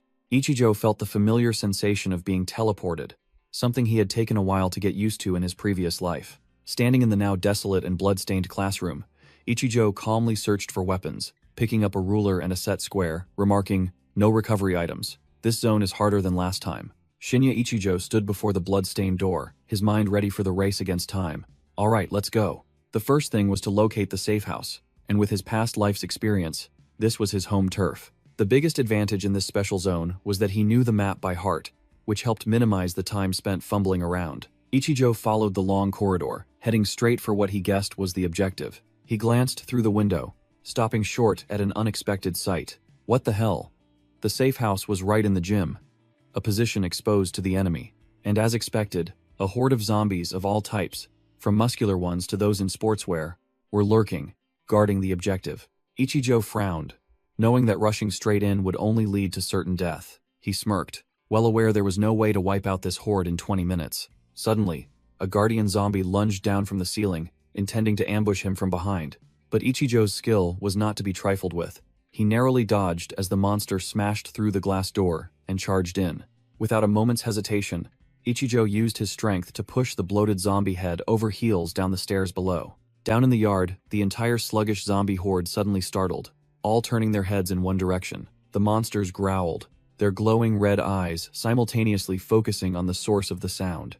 Looking down from above, Ichijo realized something was amiss. Why are they suddenly moving? The zombies swarmed around the corpse of their fallen comrade, clearly attracted by the sound. Ichijo immediately had an idea. I see. If I can lure them away from the safe house, then completing the mission within 20 minutes is entirely within reach. His gaze quickly swept and stopped at the secluded stairwell, the only place enclosed enough to create a sufficiently loud noise. The plan was clear. He just needed to reach that spot to herd the entire zombie horde elsewhere. Target locked. The broadcasting room, its door splattered with blood. Inside the empty room, Ichijo mused. Just one push, and I can herd the entire horde out of the safe house. Clutching his ruler, Ichijo headed straight for the broadcasting room. The hallway stained crimson. Standing before the window, he wondered if he still remembered the layout of this dilapidated school. His regressor's mind sprang into action, a 3D map appearing in Ichijo's head, clearly outlining the route from the central area to Building 4. The plan was clear. Pass through the connecting corridor, go straight to the rooftop of the opposite building, and he would be there. As he moved, Ichijo paused, realizing the muscular zombies below were starting to shuffle off somewhere again. From above, he watched the entire horde of zombies slowly return to their original positions, surrounding the glowing green teleportation gate. Ichijo smirked, a hypothesis flashing through his mind. Are they guarding the safe house? Or is it just a coincidence? He narrowed his eyes, his tactical brain beginning to analyze the monster's behavior. A zombie in a suit lumbered forward, and Ichijo decided to use it as a test subject. Let's test it out on this one. With a whoosh, the suited zombie flew straight through the glass window, free falling from a high floor. Immediately, the entire horde of zombies in the yard simultaneously froze, attracted by the sound. The zombies swarmed like ants around the fallen corpse, confirming Ichijo's hypothesis was entirely accurate. Standing by the broken window, he affirmed, "These creatures are extremely sensitive to sound. They'll chase after any noise immediately." Ichijo assessed the burly zombies in sportswear. The most muscular ones in the horde are elite zombies. He recalled, these were physical education students whose physical strength was already formidable. so when they transformed, they were stronger than regular zombies, though not yet mutated. After checking the source of the sound, the entire horde of zombies slowly shuffled back to their guard positions around the safe house. Having understood the rules, Ichijo walked with a determined expression, his hand gripping his makeshift weapon tightly. Looking at the dark hallway ahead, he knew he had only one chance to succeed. In the blood-soaked hallway, Ichijo told himself, no mistakes allowed. The plan was clear. The decisive moment was when he moved to the broadcasting room. A burly zombie wearing an apron, clutching a shovel, lumbered out of a room. It shuffled along the hallway, bloodstains splattered everywhere, proving it was no ordinary grunt. The zombie turned, its bloodshot eyes sweeping across the doorway, searching for prey. Hidden in the shadows, only Ichijo's glowing eyes were waiting for the opportune moment. Suddenly, Ichijo lunged out, swinging his ruler straight for the zombie's nape. Caught by surprise, the guardian zombie collapsed, its shadow cast long upon the door. Ichijo calculated the time. Only 1 minute left. Whereas normally it would take at least 5 minutes to reach the broadcasting room unimpeded. He clearly assessed the situation. Speed and tactics were the key to winning this race. Ichijo had reached the connecting corridor, a crucial stage in his plan. The door at the end of the connecting corridor, splattered with blood, was the next target.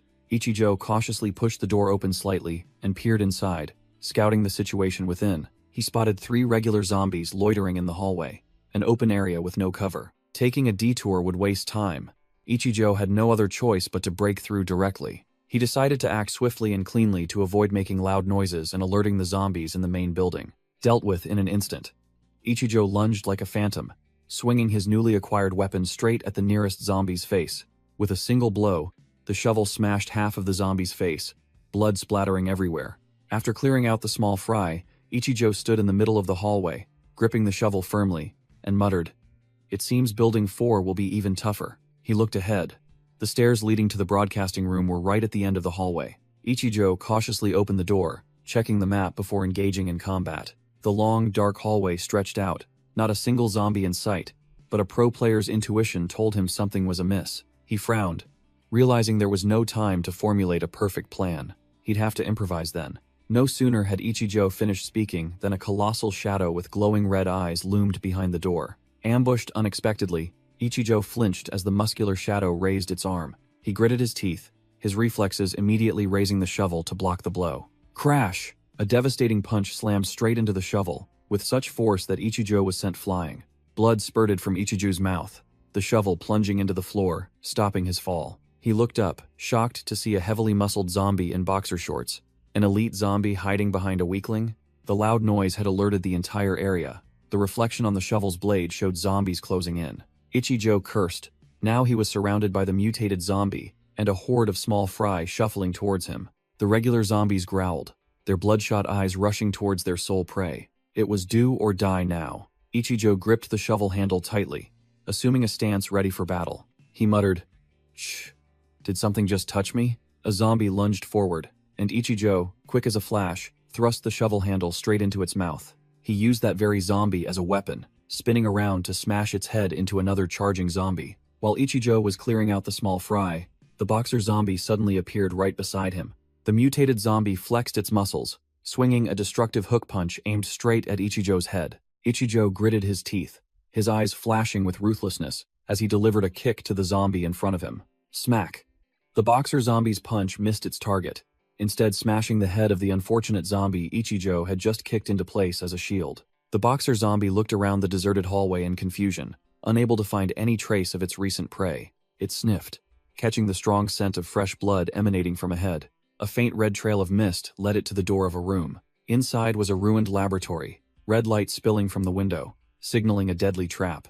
The mutated zombie stepped inside, its eyes scanning the messy tables and chairs and the pool of blood on the floor. It spotted a foot sticking out from behind a row of tables, thinking it had found an easy target. The monster roared and lunged forward, preparing to finish off its prey. Crash!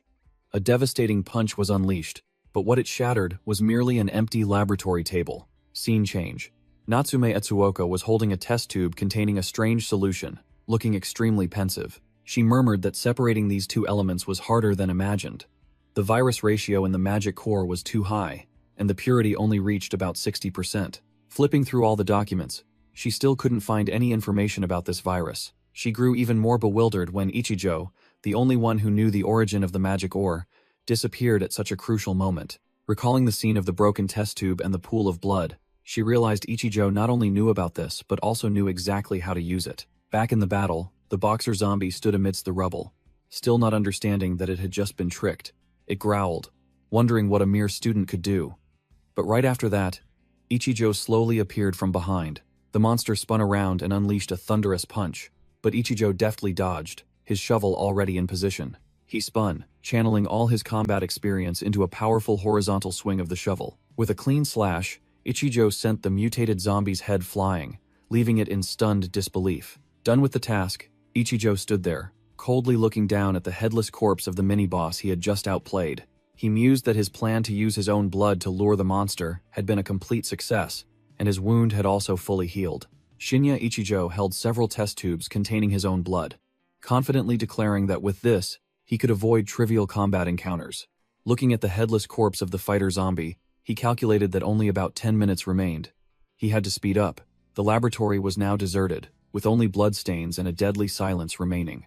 A crack echoed as the laboratory door slammed shut. Suddenly, Ichijo clutched his head and collapsed, a sudden, excruciating pain assailing him.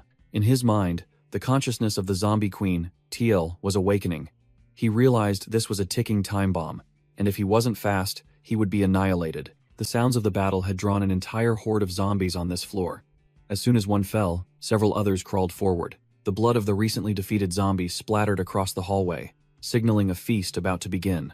A group of students was running for their lives, with several zombies hot on their heels. Ichijo stepped into the hallway, coldly glancing at the scene of students being ambushed by zombies, completely unconcerned. He ignored everything, muttering that the goal now was to move without engaging in combat. The broadcasting room was directly above. The path up the stairs was littered with dried and fresh bloodstains, signs of the unfortunate. He had reached the 4th floor, where the broadcasting room was located.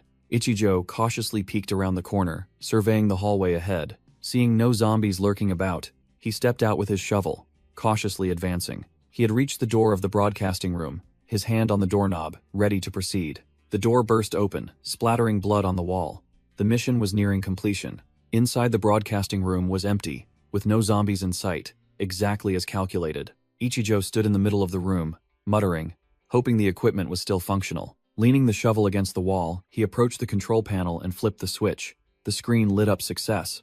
In the middle of the broadcasting room, Shinya Ichijo confidently muttered, "I helped the broadcasting club a few times. I still remember how to use it." Just as things were going smoothly, a strange noise made him spin around, his eyes full of vigilance. Clatter! A rotting zombie hand was trying to squeeze through the slightly open door crack. Ichijo was still standing before the control panel, but his attention had completely shifted towards the uninvited guest. He was still tinkering with the equipment, unaware of the deadly danger slowly approaching from behind him. Ichijo's eyes widened in horror as he sensed a colossal presence right behind him. He reacted with lightning speed, grabbing the shovel handle in a fraction of a second. With his vast experience, Ichijo swung the shovel up, ready for battle. The shovel blade was covered in blood, proof of the battles he had just fought to get here. Ichijo narrowed his eyes at the intruder, his face showing clear annoyance and speechlessness. A bloated guardian zombie, swollen like a balloon, slowly lumbered into the room and growled, "Don't enter without permission." Ichijo immediately recognized this as a bloated zombie type, caused by accumulated decomposition gas, a mobile stench bomb. He knew this type wasn't overly strong, but the most dangerous thing was the gas it emitted, which would draw an entire army of zombies. The guardian zombie slowly shuffled towards the window, and Ichijo immediately understood the problem. It would attract a large number of other zombies. He turned, deciding to act before things went too far. Ichijo darted past the zombie, running straight for the window with a daring plan. "I must stop this thing from getting out," Ichijo growled, determined not to let it call for reinforcements.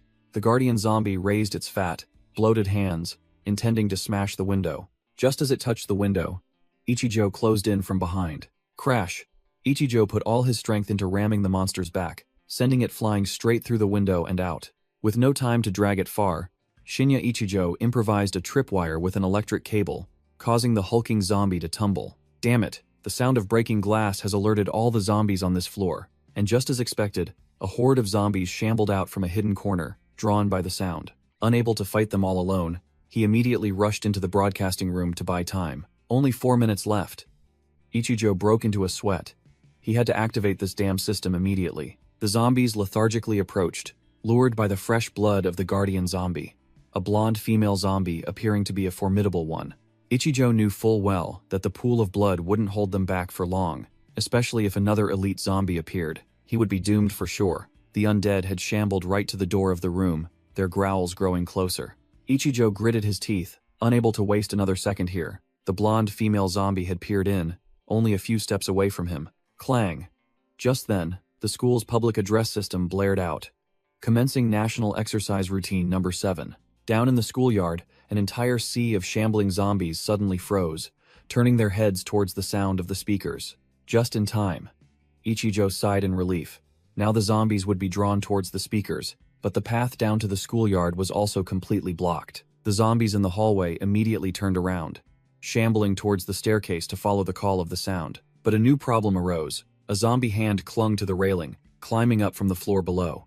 Ichijo was trapped between two waves of zombies, the ones that had just turned away in front, and the ones climbing up from behind.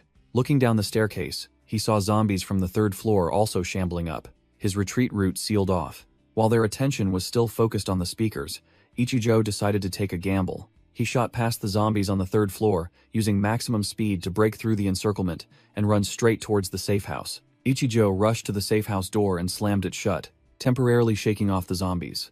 But as he turned back, he froze in shock. An entire hallway packed with zombies was shambling towards him, blocking the path. He frowned and thought, calculating. Rushing in would only waste time. There was no opening, so he had to wait for an opportunity. And the opportunity arrived. A zombie hand clung to the ledge, signaling that the prime target was in position. Ichijo hid behind the window, observing the bloated zombie staggering in the yard below, preparing for his plan. Boom!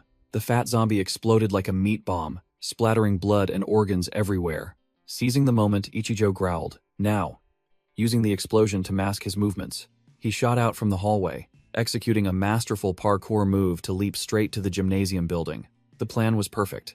All the zombies in the yard were drawn by the explosion and the speakers, creating a deadly gap. Ichijo landed safely, confident that the schoolyard had been temporarily cleared. Just as calculated, he calmly entered the gymnasium, thinking everything was settled. Suddenly, another explosion rang out. The public address speakers on the rooftop burst into flames and fell silent. A mutant zombie in football gear stood tall. It was the culprit who had just ruined the plan. Ichijo cursed, knowing full well that at this rate, the entire horde of zombies would soon return to find him. And just as expected, the zombies lost their target, began to scramble up, and turned, surging towards him. With no retreat, Ichijo shouldered his shovel, charged straight across the grass, deciding to fight the entire horde to the death. He accelerated, pushing past the small fry, heading straight for his final objective. But a muscular guardian zombie suddenly appeared, blocking his path. Wham!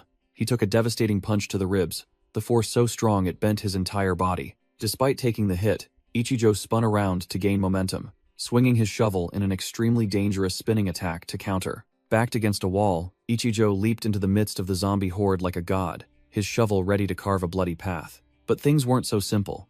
The protagonist was pinned to the ground by the horde, in a precarious situation. True to his regressor title, he struggled to his feet and swept his shovel, clearing the small fry around him. After clearing the area with a spin, Ichijo landed with an impressive flourish. Before him was the Gate of Light, his final objective. First-person perspective. The shovel was covered in blood and flesh, and a sea of zombies separated him from the exit. The zombies screamed, scrambling forward, determined not to let their sole prey escape. Damn it! Just a little more! Ichijo desperately reached out, but his hand began to grotesquely transform with a surge of dark energy. Scene change. A skyscraper towered amidst the stormy night, thunder rumbling. In the laboratory, Natsume Etsuoka gazed thoughtfully at the test tube, muttering about how the virus could turn people into zombies, just like the corpse they saw yesterday. The pharmaceutical genius came up with a bold hypothesis. What if someone willingly drank it? Natsume noticed a strange figure in the laboratory, and she questioned. Then you. A long-haired female zombie with glowing red eyes and six-pack abs emerged from the shadows, coldly asking, "Who are you?" The scene returned to the schoolyard. The football zombie was growling when it was suddenly attacked by glowing red slashes. It turned out the attacker was Tile, the zombie queen. She stood atop the football zombie with razor-sharp claws, looking like a malevolent deity. The football zombie and its surrounding minions lay dead all around. The battlefield had been thoroughly cleared. Tile turned to look at Ichijo, asking a question full of hidden meaning. "Why did you save me?" Her blood-red eyes were sharp as knives. Blood oozed from her darkened lips, exuding the aura of a ruler. Ichijo stood before the gate, facing Tile, and she continued to question.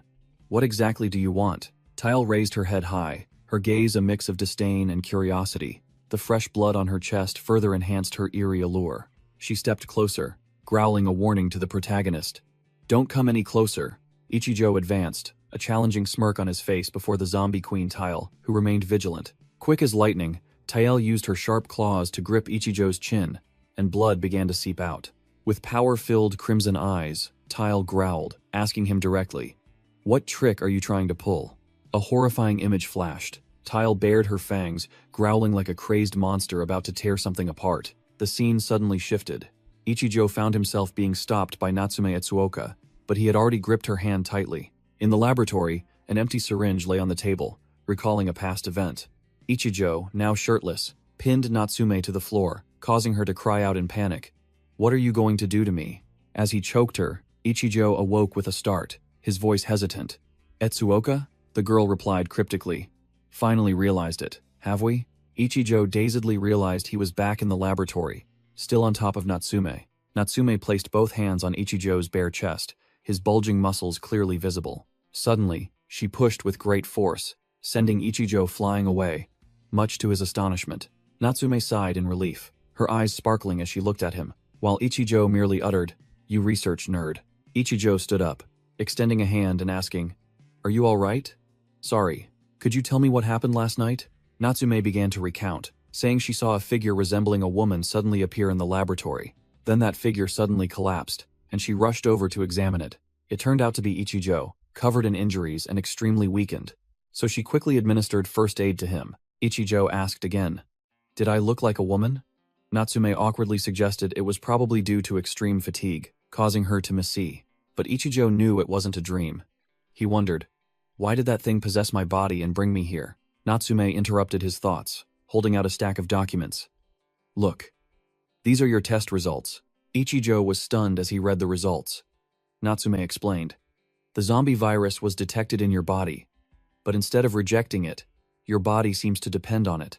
Natsume, holding a syringe, explained, "I extracted the zombie virus from your body." She revealed a shocking truth. The virus in him had perfectly fused with the virus from the energy stones, so she risked her life to inject it directly into him. As a result, Ichijo's wounds healed, but in return, the zombie virus in his body was depleted. Ichijo, upon hearing this, could only exclaim, "What?" Ichijo finally understood. His overwhelming regeneration ability was due to this virus, and abusing it had caused him to lose control. Natsume took the offensive, questioning him directly. "Now it's my turn. Are you human or zombie? And why do you possess energy stones, something that doesn't exist in this world?" Ichijo remained silent, lowering his head to look at the test results in his hand. The atmosphere in the laboratory grew tense. Ichijo looked up, asking an unrelated question. "Do you believe in time travel?" Which froze Natsume in place. Without waiting, Ichijo blurted out, "I'm serious. I traveled from the world 5 years in the future, a world that ended due to zombies." Natsume was deeply shocked, stammering as she asked, "You mean things like yesterday will appear all over the world in another month?" Ichijo confirmed, describing how zombie-infested special zones would sprout like mushrooms, engulfing entire cities in deadly red light. Seeing Natsume still bewildered, Ichijo decided to present evidence. "Hard to believe, right? But I have something to show you. Where are my clothes, by the way?" While retrieving his shirt, Ichijo calculated, deciding to temporarily conceal the inventory matter, not wanting to repeat past life's mistakes. If Natsume became an enemy, he would be doomed. He opened his inventory, spilling out a pile of glittering energy stones that made Natsume's eyes light up as if she'd seen gold. "Wow." Ichijo explained these were spoils from the special zones. Natsume showed off her achievement, a red power-boosting potion, whose purity she had increased to 70% in just one day. Ichijo had to admit her skill was incredible. While Natsume continued to bury herself in researching the stones, Ichijo held the potion, gazing at her thoughtfully. Natsume curiously asked about her future. "What will I be like in 5 years? Since you sought me out, were we perhaps teammates in your past life?" Ichijo bluntly replied, "Your future is already dead, and we were never acquainted." Natsume froze, asking how he knew her, and how she died. He explained that he only knew her by reputation as a genius pharmacist, and she didn't die from zombies, but by turning herself into a test subject. Ichijo called her name hesitantly, then reassured her. Etsuoka. Don't worry, I won't let you come to harm. Hearing about her reckless self-experimentation, Natsume laughed, completely convinced.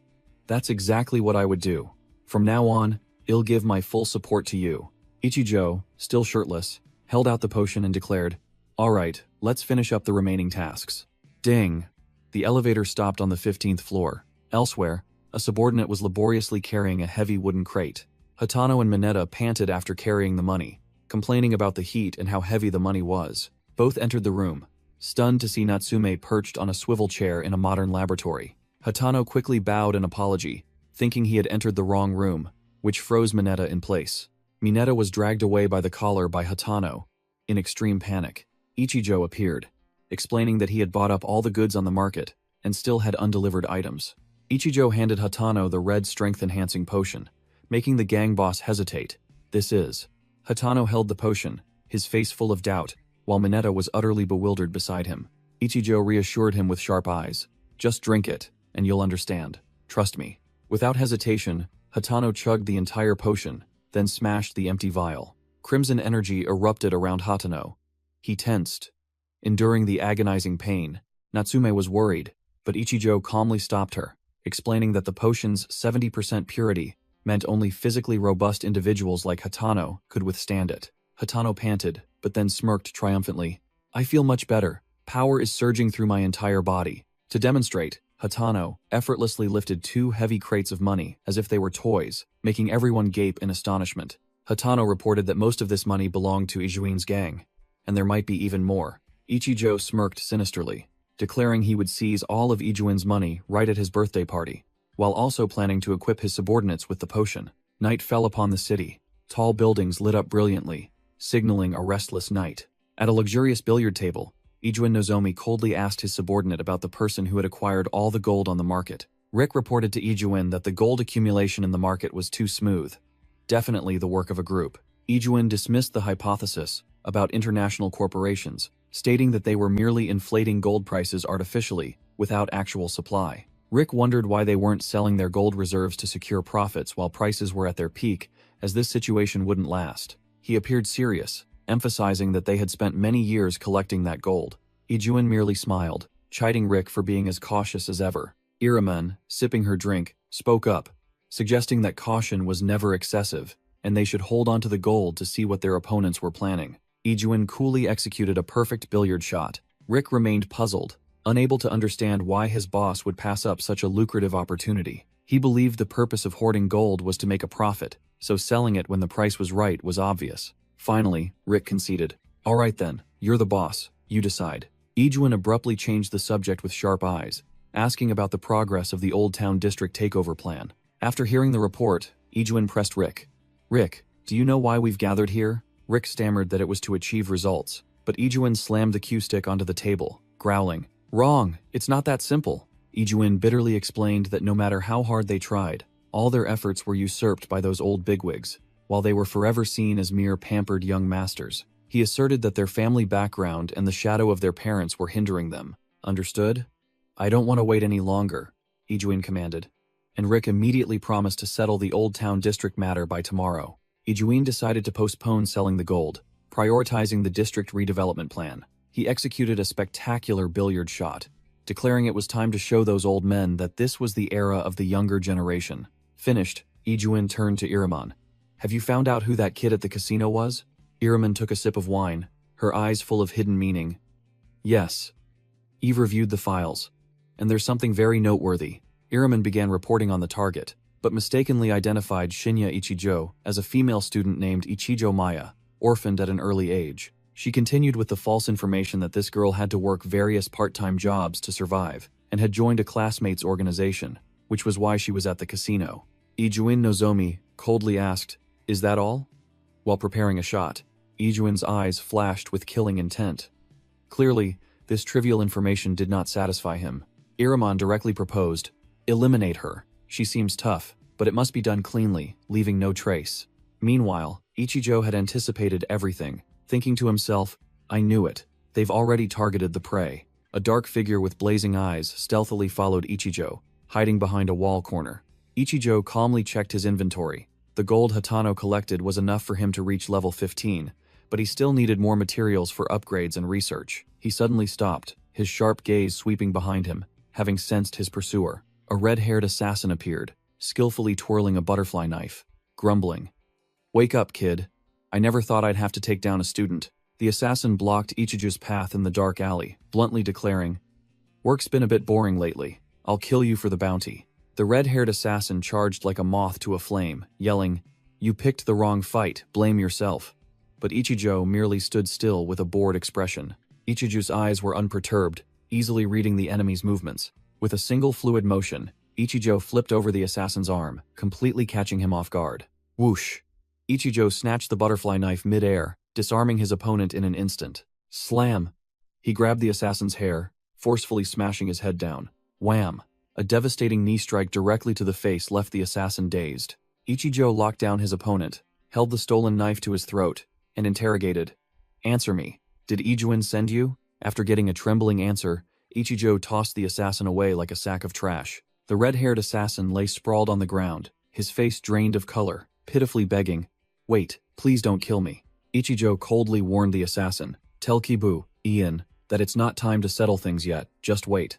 As for you, never show your face before me again," causing the assassin to tremble and reply, "Understood." With a command to be gone, Ichijo let the assassin flee headlong from the dark alley. Now alone, Ichijo narrowed his eyes, beginning to calculate his next move. The atmosphere around him suddenly transformed, the space tinged with the blazing red of the special zone, level 8. Ichijo mused that thanks to his regression, he had entered the special zone even before the apocalypse began.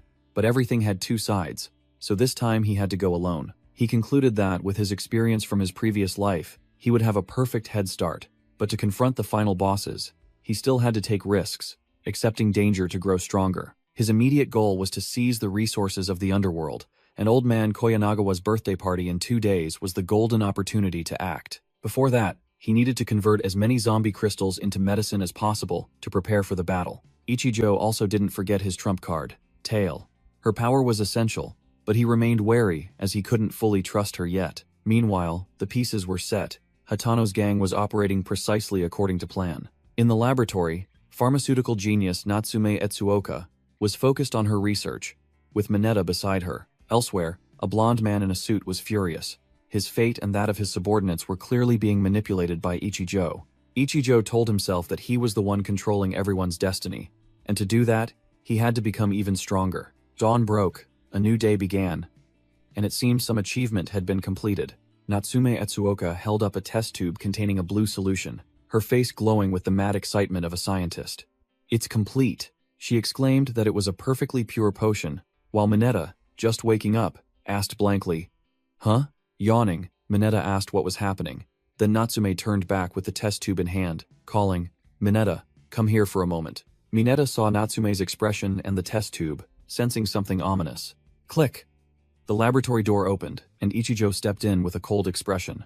Mineta flinched, utterly terrified to see his boss suddenly appear right in front of him. Ichijo didn't say much, lifting Mineta with one hand like a toy. With sharp eyes, he immediately recognized the thug. "Mineta?" Ichijo frowned. It seemed the recent collision had left him a little sore. Crash! Ichijo mercilessly slammed Mineta onto the floor, the boy yelping in pain. Natsume analyzed that the drug only increased speed by 10%, while Mineta yelled that it wasn't the drug that was weak, but that the boss was too overwhelmingly powerful. Ichijo pulled Mineta up, warning him coldly, "Using the drug without me here is too dangerous." He turned to Natsume, his eyes puzzled. "What kind of hairstyle is this?" Natsume smugly explained it was a fresh perspective from a researcher, leaving Ichijo speechless and demanding they get to the main point. Natsume reported casually, "The drug is almost complete, but the stat limit only allows for a 10% increase." Ichijo calculated, 10% was the limit for low-grade magic stones, while Natsume's research speed was about to catch up to his leveling progress. "Make more of the drug. We'll need it tonight," Ichijo ordered, then turned to Mineta. "Call Hatano here immediately." 2 hours later, Hatano Toshiki appeared, waving casually while Ichijo maintained his stone-cold expression. From Natsume's perspective, Ichijo and Hatano were discussing important matters by the large window of the laboratory. Natsume turned to ask Mineta about Ichijo's change, while the thug was still muttering the words, "Boss, boss." Mineta confessed that he didn't understand anything, only that the good-for-nothing Ichijo Maya he used to bully had suddenly transformed into a boss in just a few days. Natsume deduced sharply. She guessed Ichijo had time-traveled, bringing power from his previous life, and wondered what his true purpose was. Ichijo declared his plan. Tonight is Koyanagawa's birthday. A perfect opportunity to take down the entire nest. Hatano expressed concern because the stakes were too high, but Ichijo brushed it off, asserting that with the drug in hand, victory was possible, and the gang boss immediately obeyed. Ichijo concluded, "Tonight is the decisive battle. You will show your face as the boss." Having said that, Ichijo left for personal business, and the scene shifted to an old man, leisurely pruning trees in a luxurious villa estate. The old boss Koyanagawa asked his subordinate about the recent chaos, being informed that Hatano Toshiki was expanding and had even taken over Ren Ogane's territory. Koyanagawa sneered, disdainful of Hatano's efforts, and declared that branches that grew too long needed to be pruned. A young branch was severed, falling into the night, signaling an impending purge. At a luxurious parking lot, a fat man showed off to the valet before entering the party with a girl. From inside a room, Hatano Toshiki looked down at the street, where Koyanagawa's subordinates were strictly guarding. Hatano grew impatient because Ichijo still hadn't appeared, fearing he had run away, but the muscular blue-haired man advised him to wait calmly. As time passed, Hatano grew increasingly annoyed, wondering what Ichijo was doing and suspecting he had been tricked. A subordinate showed discouragement, thinking that with so few people, they couldn't confront Koyanagawa. But Hatano snapped at him to shut up. The muscular blue-haired man pulled Hatano into the restroom for a private talk, suggesting he was being too greedy and reckless. The subordinate continued to analyze, stating that this battle was too difficult because Koyanagawa's entire force had gathered, while their trump card, Ichijo, was missing. Hatano brushed him off, asking in return if an apology would solve anything after they had come this far, then decisively pulled out the power-boosting drug vial. The blue-haired man suggested that if they handed this overwhelmingly powerful drug vial to Koyanagawa, their lives might be spared, but still affirmed that the final decision rested with boss Hatano. Outside, Koyanagawa's bodyguards received orders once all guests had arrived. "Clear out and close the doors." A bodyguard was about to close the door when he startled and stopped, seeing someone approach. On the roof of the opposite building, Ichijo was observing the entire situation with binoculars, whispering Hatano's name. Inside the lavish party hall, the crowd gathered to eat and drink, completely unaware of an impending storm. The old boss Koyanagawa stood on a raised platform, observing his birthday party with a powerful expression. The blonde-haired subordinate ran over and whispered into Koyanagawa's ear, "Boss, Hatano's gang has arrived." Hatano Toshiki led his subordinates, boldly advancing into the center of the party hall to everyone's astonishment. Koyanagawa mocked Hatano for daring to show his face uninvited, but Hatano coolly retorted, "We're just here to congratulate you." The old boss Koyanagawa smirked, looking directly at Hatano. "That face doesn't look like it's here to congratulate me, does it?" Facing Hatano's entire gang, Koyanagawa declared his strength was still firm. "I may be old, but am not weak yet." Hatano Toshiki sneered, feigning reconciliation, but his eyes seemed to want to devour his opponent. "Calm down. Let's talk first, shall we?" The entire party hall held its breath. Hatano's gang stood surrounded by bodyguards. A major battle was about to erupt. The blonde-haired bodyguard lit a cigar for Koyanagawa, and the old boss acknowledged his opponent's strength. "It seems you've thoroughly prepared to swallow up so much of my territory in just a few days." Koyanagawa questioned bluntly, "Do you want to show off your power even if it means doing this? What is your purpose? Speak." Hatano exhaled, his voice full of defiance. "I don't have much time, so speaking this much isn't enough." Without another word, Hatano lunged forward, unleashing a thunderous punch and roaring his ultimate goal. "What I'm aiming for is your seat." Hatano's punch halted, his eyes wide with surprise as he realized something was wrong. The blonde-haired bodyguard had already stepped in front of Koyanagawa, one hand blocking Hatano's devastating punch. Koyanagawa puffed out cigar smoke, his tone full of sarcasm. "I knew you came to cause trouble, but I didn't expect you to be so greedy." The old boss smirked contemptuously, seemingly enjoying the arrogance of his inferior. "I've been underestimated." Suddenly, Hatano used a grappling technique, grabbed the bodyguard's arm, and slammed him hard onto the floor, to Koyanagawa's astonishment. Hatano stood tall, ordering his fired-up subordinates, "Brothers, deal with them." Koyanagawa calmly smoked his cigar amidst the chaos, acknowledging his opponent's strength. You're quite good, better than I thought." Finishing his words, The old boss lunged at Hatano, unleashing a powerful punch. But you've made a big mistake if you think you can defeat me with just that level of skill. Koyanagawa's sinewy hand grabbed Hatano's face directly. The old man's strength was no joke. Meanwhile, the blonde-haired bodyguard had gotten up, grabbed one of Hatano's subordinates, and mercilessly slammed his head onto the floor. Koyanagawa tightened his grip, choking Hatano's throat and face, completely overpowering him with sheer muscle strength. The blonde-haired bodyguard lifted a Hatano gang member with a chokehold, clearly demonstrating the vast difference in their power levels. Completely overwhelmed, Hatano was bent backward by the old boss Koyanagawa, using pure brute strength. The blonde bodyguard, despite being held tightly, was still astonished by Hatano's strength. So strong. Giving his opponent no time to breathe, Koyanagawa swung his iron fist straight forward. A devastating punch landed directly on Hatano's stomach, causing him extreme pain. Hatano was sent flying like a ball, crashing straight into the tables and chairs behind him. Koyanagawa exhaled smoke, ordering the muscular bodyguard, "Clean them up before the party starts." The bodyguard confidently replied, "Yes, they're decent, but just small fry. I'll handle them quickly." Hatano struggled to his feet, bitterly admitting, "He truly is the strongest bodyguard. After taking the medicine, I can finally fight properly." They are on a completely different level. Seeing his subordinates getting beaten badly, Hatano broke out in a cold sweat. They're still fighting normally. Once the medicine wears off, there's no chance of winning.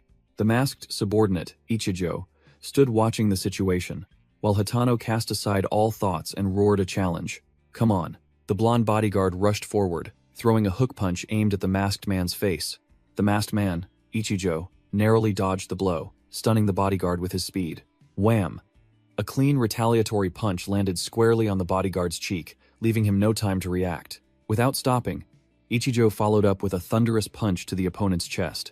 The bodyguard doubled over from the punch, completely helpless against Ichijo's combo attack. Ichijo grabbed the bodyguard's head with one hand, preparing to deliver a finishing blow. Crash! The blonde bodyguard was slammed straight to the floor, creating a small explosion that shattered the ground. Hatano froze, jaw agape, witnessing the unbelievable sight. "I can't even touch him. I'm completely disadvantaged." Meanwhile, Hatano's subordinates were still getting thoroughly thrashed by Koyanagawa's bodyguards. Hatano looked back at the blonde bodyguard struggling to get up, beginning to doubt his choice. "Did I choose wrong? Maybe I should apologize and beg for forgiveness. If I hand over the medicine, perhaps he'll spare me." Koyanagawa narrowed his eyes and ordered his bodyguard, "Finish it quickly." The bodyguard stood up, looked at Hatano, and made a recruitment offer. "Hey Hatano, you've got talent. If you admit your mistake, I can put in a good word for you with the boss." Hatano Toshiki refused the recruitment offer, admitting that his life had changed since meeting that man. With a determined gaze, Hatano declared he was sick of petty extortion and would bow down and become a subordinate to his new boss. The blonde bodyguard, enraged, lunged forward, roaring, "Then it's unfortunate for you, you're going to die." Hatano desperately looked at the medicine bottle, thinking that if he took another dose, he might have a chance to win. Just as the bodyguard's punch was about to land, a hand stopped it. Ichijo, appearing out of nowhere. Shinya Ichijo glanced at Hatano, his voice terrifyingly calm. "Sorry boss, I'm late." The blonde bodyguard was stunned, straining with all his might, but his arm wouldn't budge. He stammered, "What kind of monstrous strength is this?" Thud! Ichijo delivered a straight punch to the bodyguard's chest, the impact force shaking the air. Ichijo coldly warned the frozen in shock Hatano, "If you drink 2 bottles, you'll die from the side effects." Hatano realized in shock that it was all just a test. He had been manipulated by Ichijo from the start. In a flashback, Ichijo casually explained that he chose Hatano simply because he met him first. Nothing more, nothing less. Hatano accepted the truth, knowing he had chosen the right path to survival, and pledged absolute loyalty. Ichijo smirked, "I like intelligent people."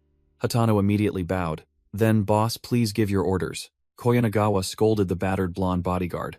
"What the hell are you doing? He's clearly just a kid." In the middle of the party hall, Hatano pointed directly at Koyanagawa and shouted, "Koyanagawa Tatsuya, prepare to die, old man." Koyanagawa's face darkened with anger, and he ruthlessly ordered, "Kill every single one of them for me." Koyanagawa's subordinates whispered, unable to believe that Kawase, a big shot in the group, was taken out by a kid with a single blow. A buzzcut bodyguard, grabbing Hatano's blue-haired subordinate by the collar, asked in astonishment, "Is he a student?" The bodyguard was still in shock, staring wide-eyed at Ichijo. The blue-haired subordinate, despite being restrained, smirked defiantly. "Don't be surprised yet. The real fun has only just begun. Crash. Ichijo sent one of Koyanagawa's subordinates flying with a kick, kicking off the battle. The blonde bodyguard muttered resentfully. I never thought I'd have to fight a student, Ichijo coldly retorted. And today is also the day you lose to a student. The enraged bodyguard roared.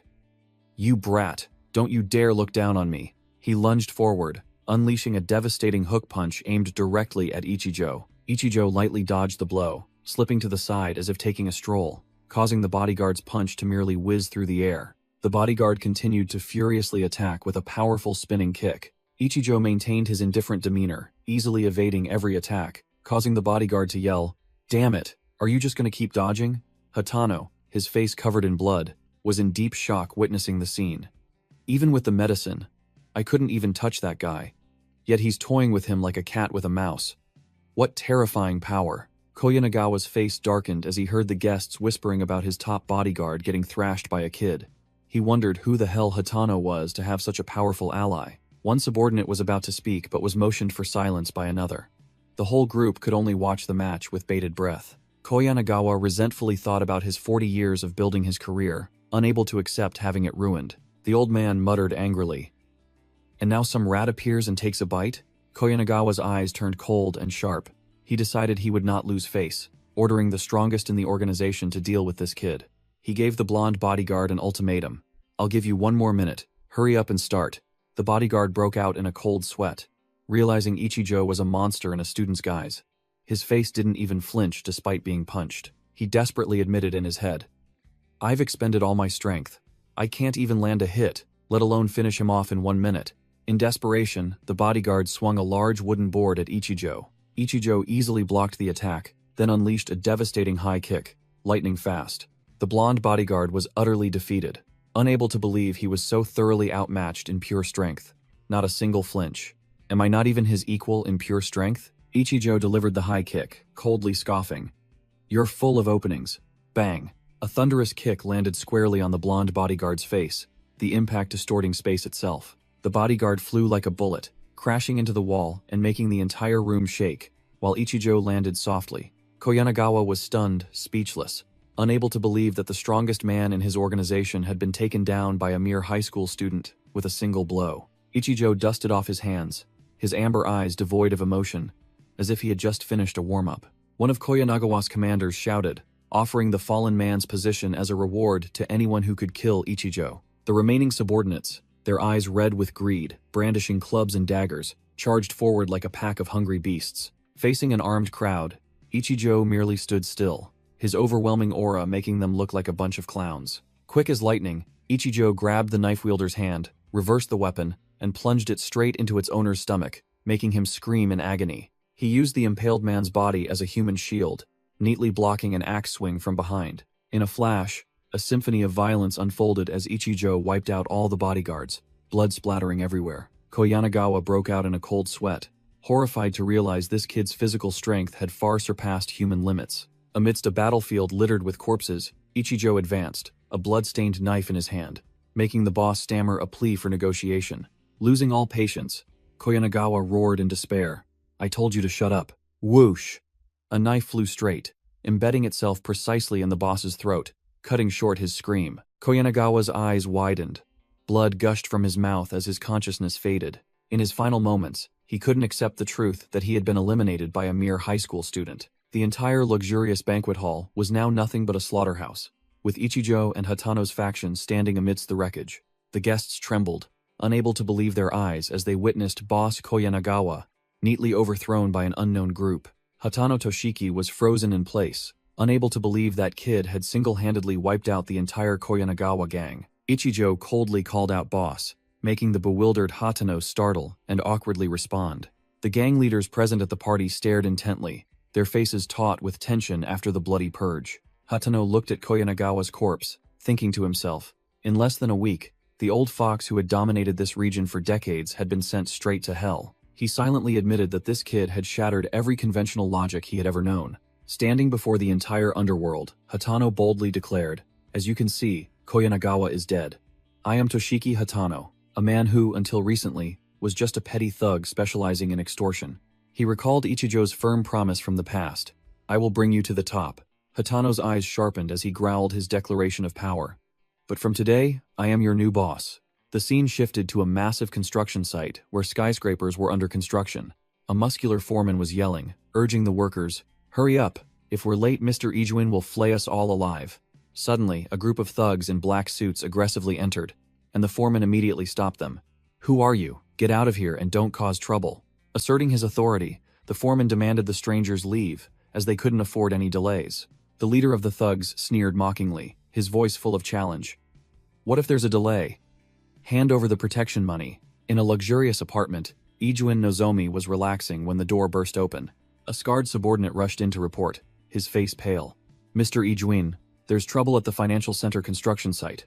The subordinate explained that this morning, a group of Koyanagawa's men had stormed in, demanding protection money and thoroughly beaten the workers.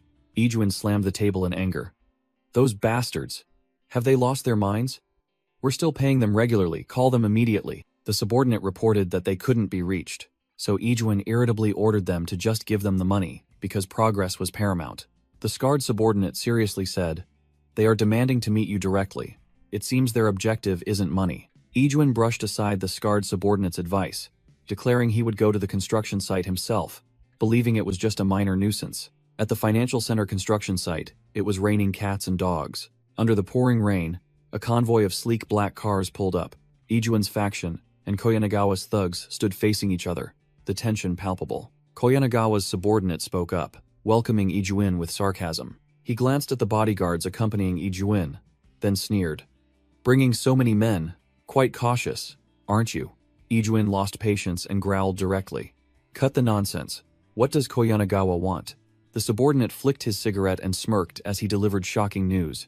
"Just so you know, Koyanagawa is no longer our boss." Ijuin's entire faction was stunned by this unexpected announcement. The thug continued cryptically, "Our current boss is."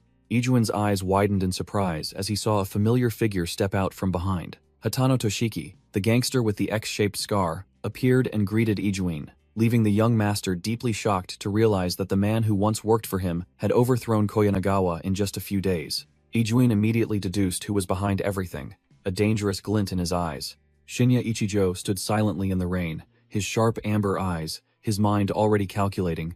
"I knew it, but I don't have time to waste on this guy. The schedule is already tight." Ijuin regained his composure and directly asked Hatano's objective, since they didn't need money. Hatano sneered, declaring he didn't want to waste time with idle talk. He got straight to the point, declaring he was here for the gold Ijuin was hoarding, making the young master's face change color. Ichijo confirmed from the shadows, "That's right, but it's still not enough."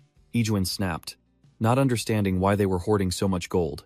Hatano played a psychological card, advising Ijuin to obediently hand over the gold to focus on the construction project if he wanted to prove his capabilities. Ijuin Nozomi adopted a superior air, assuming Hatano had thoroughly investigated, and asked directly, "So, what's the price?" Hatano Toshiki smirked, his eyes cold as he warned, "Listen carefully. I'm not asking you. I'm telling you to hand it over." The two factions faced off fiercely under the torrential rain, the atmosphere as tense as a stretched bowstring. Ijuin began to lose patience, snapping, "You lunatics. We've already made concessions, and you're still playing games? Do you, a piece of trash, think you can stand in my way? Get lost." Hatano sneered, continuing his psychological attack. "You're not the only one who knows the value of this land. We might not be able to take you down directly, but stalling for time is easy." Ijuin froze, his mind screaming, "How does he know? Only a few people in the inner circle know about the development plan for this area. Who exactly is this guy?" The young master glared at the thugs, uttering contemptuous words. "Silent now, are we? You scum. You truly are the trash of society." Hatano narrowed his eyes, growling. "What did you say?" Ijuin completely lost control, pointing at Hatano's face and yelling, "You barbarian who only knows violence. Is this what you call negotiation? Acting all high and mighty?" Losing his patience, Ijuin ordered his bodyguards, "Kill them all." The two gangs immediately clashed, a bloody brawl erupting right there on the construction site. One of Ijuin's muscular bodyguards roared, unleashing a devastating punch aimed directly at Hatano. The powerful punch tore through the air, its goal to finish off the enemy leader. Thud! Shinya Ichijo stepped out from behind Hatano, effortlessly blocking the burly bodyguard's punch with one hand. Ichijo didn't even bother looking at his opponent, his gaze as cold as ice, completely disregarding the attack. With just one hand, Ichijo lifted the bodyguard off the ground, as if he were a toy. Ichijo frowned slightly, annoyed at having to act himself. Damn it. The bodyguard broke out in a cold sweat, his voice trembling before the terrifying power. Do you know who I am? What kind of strength is this? Ichijo flung the bodyguard away like a sack of trash, leaving Ijuin frozen, speechless before this display of absolute power. Hatano grabbed Ijuin by the collar, sneering. I might be a brute, but I climbed to the top with my own life. You're just a pampered young master hiding behind your family's shadow. Suddenly, a muscular hand grabbed Hatano's arm, stopping his action. Minagawa Tatsuhiro, Ijuin's bodyguard, had intervened, easily swatting Hatano's hand away with a confident expression. The purple-haired bodyguard swung a devastating punch straight at Hatano's face, determined to clean up this mess. Clang! Shinya Ichijo casually raised his hand, effortlessly blocking Minagawa's powerful punch. Without giving his opponent a chance to recover, Ichijo gripped the burly bodyguard's shirt tightly. With a swift movement, Ichijo lifted Minagawa, preparing to execute a terrifying grappling throw. He spun around, using all his strength to slam the bodyguard onto the soaking wet ground. Thud! Minagawa was slammed directly into a puddle, creating a small splash, lying motionless on the spot. Ijuin was stunned, his pupils contracting in shock. Minagawa was taken down? In the silent construction site under the rain, Minagawa lay sprawled on the ground, completely unconscious. Ijuin frantically ran over, shaking his subordinate in vain. Hey, Minagawa, what's wrong? Wake up! He gritted his teeth, realizing that calling out to the bodyguard was useless. Ijuin cursed under his breath, furious, unable to believe that someone proficient in all martial arts like Minagawa could be taken down as easily as a good-for-nothing. Ichijo spoke coldly, pressuring Ijuin. Your friend is gone. What's your plan now? While the pampered young master could only mutter about the disadvantageous situation, with his golden eyes glowing in the darkness, Ichijo read his opponent. Let me guess. You're planning to cut your losses and run, aren't you? Hit where it hurt. Ijuin flinched, veins bulging on his face. Who is this bastard? He sees right through me. Knowing he couldn't use force, Ijuin raised his hands, switching to negotiation. Calm down. I'll give you whatever you want. You need money, right, Hatano? Accept our terms. Ichijo narrowed his eyes, looking directly at Ijuin as he shouted his demand. Hand that kid over to me. He's been a thorn in my side ever since the casino incident. Cornered, Ijuin began to play the money card, boasting that the Ijuin family could meet any conditions. The pampered young master secretly plotted a sinister scheme, intending to trick the other two into fighting each other so he could reap the benefits without effort. Smugly believing no one could resist this temptation, Ichijo openly showed his disdain, muttering about Ijuin's habit of using his family's wealth to manipulate others. He growled, speaking directly to the arrogant Ijuin's face. Just hearing your voice makes me sick. Psychologically cornered, Ijuin panicked and yelled, You! What are you going to do? Hey, Hatano! Stop him right now! Ichijo and Hatano coldly turned their backs and left, getting into the luxurious car that was waiting. Sitting in the car, Hatano looked worried, asking Ichijo if it was alright to just leave Ijuin there. Ichijo glanced over his shoulder, seeing Ijuin's bruised face, and stated confidently, Don't worry, he won't die. His golden eyes flashed with a cruel glint, thinking to himself, I won't let you die so easily. The car stopped before a traffic light that was red. Hatano wondered if Ijuin would obediently hand over the money. Ichijo gave a faint smile, asserting that for Ijuin, the project was far more important. Under the pouring rain, pedestrians hurried across the street under the car's headlights. Ichijo changed the subject, asking Hatano about the task he had given him. His eyes sharp, Hatano reported that he had found a massive warehouse in the countryside as instructed, and was sending the coordinates immediately. Hatano handed Ichijo a golden card, saying that it was the organization's fund, and Ichijo should be the one to hold it. The traffic light turned green, and Ichijo asked how much money was on the card. Hatano revealed that the organization's total assets were about $40 million, but only $1 million was on the card. The rest needed time to be converted into cash. Ichijo held the card, his gaze thoughtful as he looked out the car window, muttering, It's time to stock up on supplies. He opened a virtual system interface, calculating that enough low-grade crystals had been collected to upgrade the inventory to level 10, after which money and mid-grade crystals would be needed. Ichijo looked at the inventory interface, complaining that level 3 was only as small as a carry-on suitcase, and decided to directly upgrade it to level 10 for more space. After the upgrade, the level 10 inventory had a volume of 7 cubic meters, equivalent to a phone booth, enough to hold a considerable amount of resources. In the car, Ichijo ordered Hatano to just drive around here, while he searched for a territory. Ichijo suddenly demanded, "Stop here." The luxurious car pulled over to the side of the road under the pouring rain. Hatano worriedly asked where his boss was going and if he needed help. Ichijo waved him off, saying he was just taking a walk, and told Hatano to adapt to the situation with the subordinates. Ichijo gave the final task. The top priority is to recover Ijuin's assets in physical form and store them in the warehouse. Hatano nodded and asked if he needed to wait, but Ichijo said no. He would contact him later. Ichijo stepped out of the car, standing alone by the bus stop in the rain, watching Hatano's car drive away. Suddenly, he paused when he saw a familiar figure. Muttering Etsuran, then asked loudly, "What are you doing here?" Natsume Etsuoka, the pharmaceutical genius, turned around and realized the person standing with her was forensic doctor Kurazono. The two seemed to have just finished a meeting, walking together in the rain. Ichijo's eyes flashed sharply, and he called her name directly.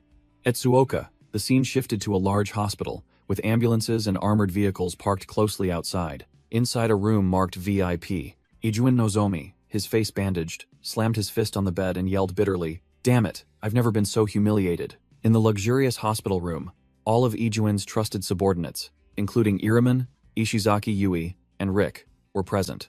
Iramen crossed her arms, her voice full of sarcasm, questioning her subordinate. "So your casino plan was discovered by Hatano, and now he's using it to blackmail us?"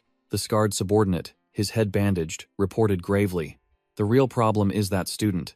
His attacks are far from ordinary, and he knows a lot about us, even calling me by name." Ishizaki Yui casually sucked on a lollipop, thinking that with their status, having their names revealed was common.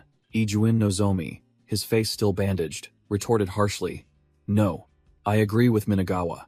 That guy hated me from the moment we met." He continued to analyze, asserting that the kid knew the inner workings of their project, and their takeover of Koyanagawa was a fatal threat. Iramen concluded, deciding to hand over the money to them to avoid construction delays. The scarred subordinate looked worried, while Ishizaki Yui remained silent with a pensive expression. Ijuin Nozomi sneered, his eyes glinting maliciously. "But don't panic, this is only temporary. We will get everything back," he declared firmly, vowing to reclaim both their money and their lives, one by one. The scene shifted to a cafe, where a man wearing X-frame glasses placed a stack of documents in front of Natsume Etsuoka and announced, "Here is the data you wanted." Natsume Etsuoka thanked him. "I apologize for bothering you," the man interrupted, his voice full of annoyance. "Who said I'd give it to you for free?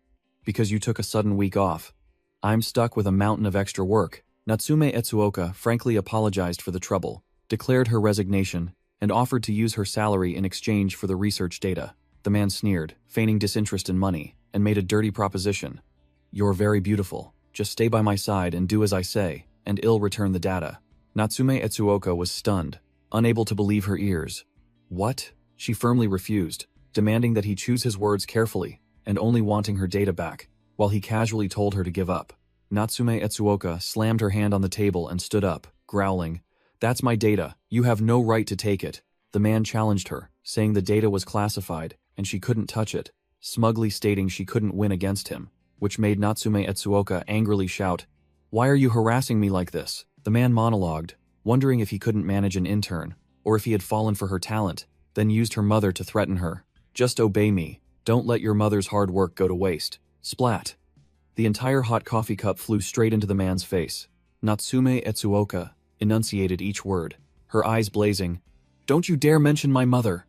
while the man staggered from the burn, furiously swinging his hand to grab her. Just as the sleazy boss was about to swing his hand to grab Natsume Etsuoka, Shinya Ichijo appeared from nowhere, one hand stopping his wrist. The entire cafe fell silent, all eyes fixed on the table where the three were at the center of the storm. Natsume Etsuoka was astonished to recognize her savior, while Ichijo calmly reassured her, "I understand. Leave the rest to me." The boss's face contorted in pain, unable to believe a mere student possessed such terrifying strength. The boss gritted his teeth, making a wild assumption. "Ah, so this is why you dared to resign," which made Natsume Etsuoka quickly retort. Ichijo, his eyes flashing with killing intent, cut straight to the chase. "Why waste words? I'm taking her.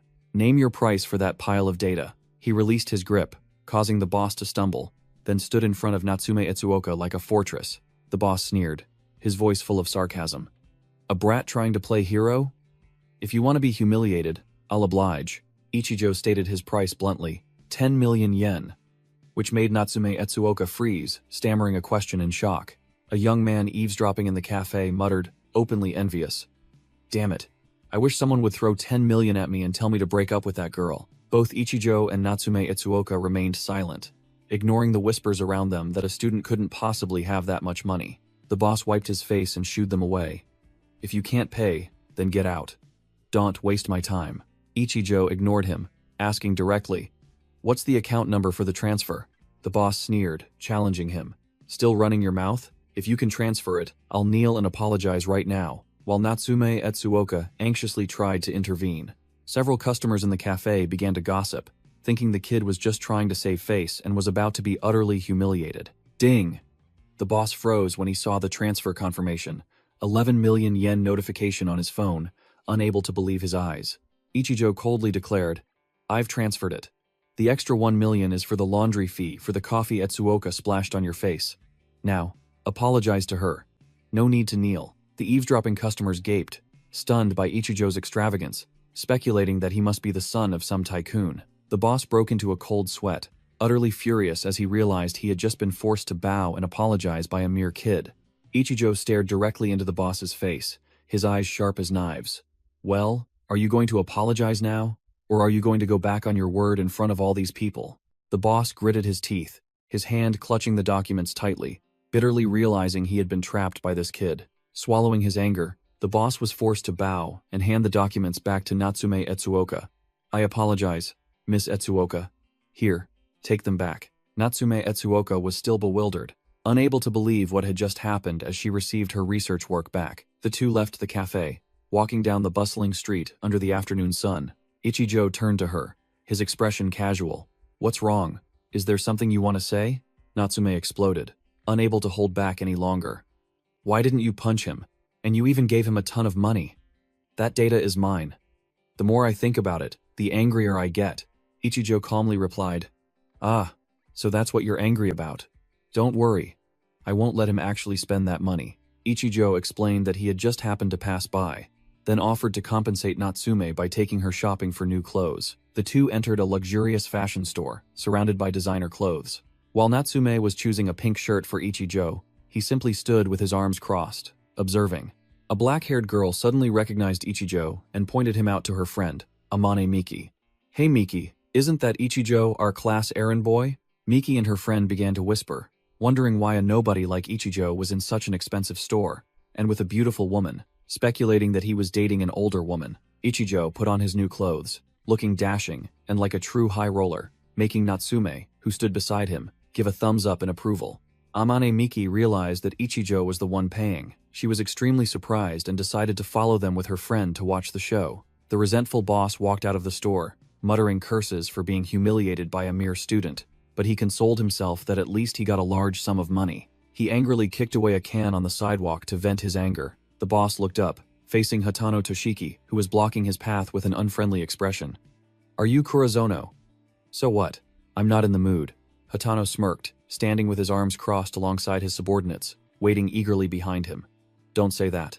I'm here to teach you a lesson about those 11 million yen.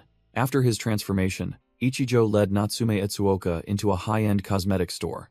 Ichijo asked if she was interested in these things. Natsume replied nonchalantly, Well, I am a girl. After all. Suddenly, Ichijo's phone vibrated, signaling a new message. Natsume looked over curiously when she saw Ichijo open his phone to check it. On the screen was an image of the battered former boss, lying sprawled out next to several bags of goods, accompanied by Hatano's report.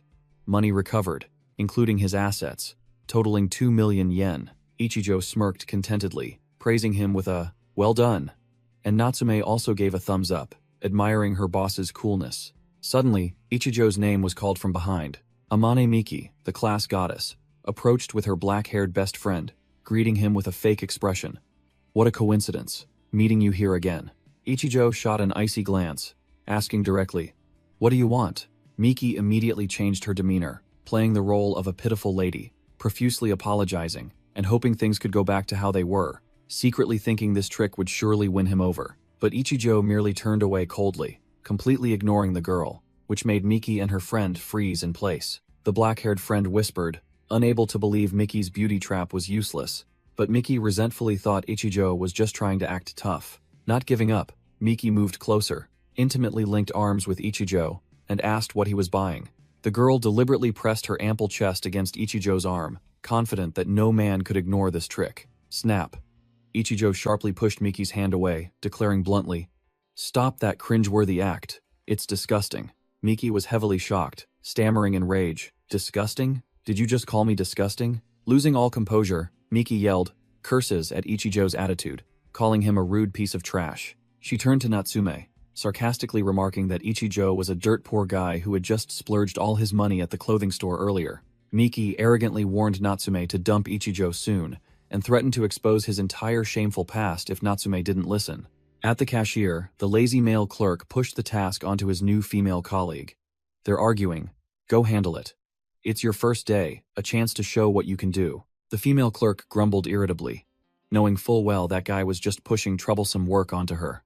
Ichijo stood still, stone-faced, only thinking to himself, truly troublesome, completely disregarding Miki's insults as mere background noise.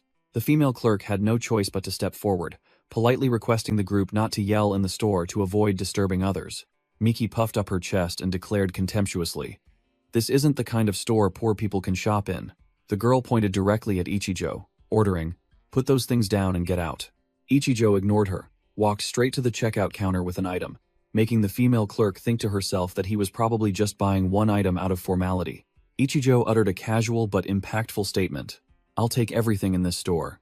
The female clerk froze, her brain unable to process it, screaming in her head, "Huh? What the hell did he just say?" Miki and her black-haired friend also had their mouths agape, eyes wide, shocked by the shocking declaration. Ichijo held out a gleaming gold card, adding, "Include the stock in the warehouse too. Just total it up. I'll pay by card." The female clerk stammered in disbelief. Are you serious?" Ichijo confirmed curtly, "Serious." The female clerk immediately bowed deeply, hurriedly ran to report to the manager, leaving behind a tense silence. Natsume worried that Ichijo was going too far, but he calmly explained, "I'm not showing off. Sooner or later, money will become worthless paper. It's better to convert it all into supplies." Miki couldn't stand it, rushed forward and yelled, "Hey, are you crazy? Are you doing this ridiculous stunt just because your pride was slightly hurt?" Ichijo coldly replied, "It has nothing to do with you." The black-haired friend quickly pulled Miki back, whispering advice. "He doesn't seem to be joking. He must be from a rich family. Apologize, and you might still be forgiven." But Miki remained stubborn. "I'll see this through to the end." Another blonde customer approached the counter, but was informed by the clerk. "Excuse me, madam. All items in the store, including those in the warehouse, have all been reserved." The main female clerk was sweating profusely, her fingers rapidly typing on the calculator to process a unique order in the store's history. 20 minutes later, she returned with a long, long bill. "Sorry for the wait. Including items in the warehouse, that's 3,020 items. With the manager's 20% discount, the total is 120 million yen. Amane Miki and her black-haired friend had their mouths agape, completely frozen, upon hearing the figure of 120 million yen. Without a moment's hesitation, Ichijo swiftly signed the confirmation paper for the massive order. Ichijo handed back the documents to the female clerk, coldly instructing, "Deliver everything to this address." The black-haired friend quickly ran over to speak up for Miki. "Ichijo, Miki just lost control a little. Please forgive her." Realizing this wasn't a good situation, the black-haired friend pulled the stiff Miki back and urged, "Come on, Miki, apologize." Miki suddenly changed her tactic, switching to a whining tone, eyes sparkling. "I'm sorry. I just lost my composure because I have feelings for you." Ichijo poured a bucket of cold water on her act. "As for me, I couldn't care less about you. Etsuoka, let's go." Both turned their backs and walked away decisively, leaving Miki and her friend frozen in the middle of the store. Natsume wondered about the extravagant spending. Ichijo smirked and explained, "That's right. When the apocalypse arrives, I'll be the only one capable of buying everything. Let's go shopping again." Suddenly, a green light flashed in Ichijo's eyes. The senses of a seasoned warrior signaled trouble. He immediately turned to Natsume. In a serious tone, "Etsuoka, go back first." The space around them distorted, turning into a blazing red of a level 15 special zone. Ichijo declared, "Today's shopping ends here." Whoosh! A blinding white slash cut across the blood-red night. Ichijo, with a few streaks of blood on his face, shouldered his blood-soaked axe and calmly remarked, "Even a level 15 zone can no longer trouble us."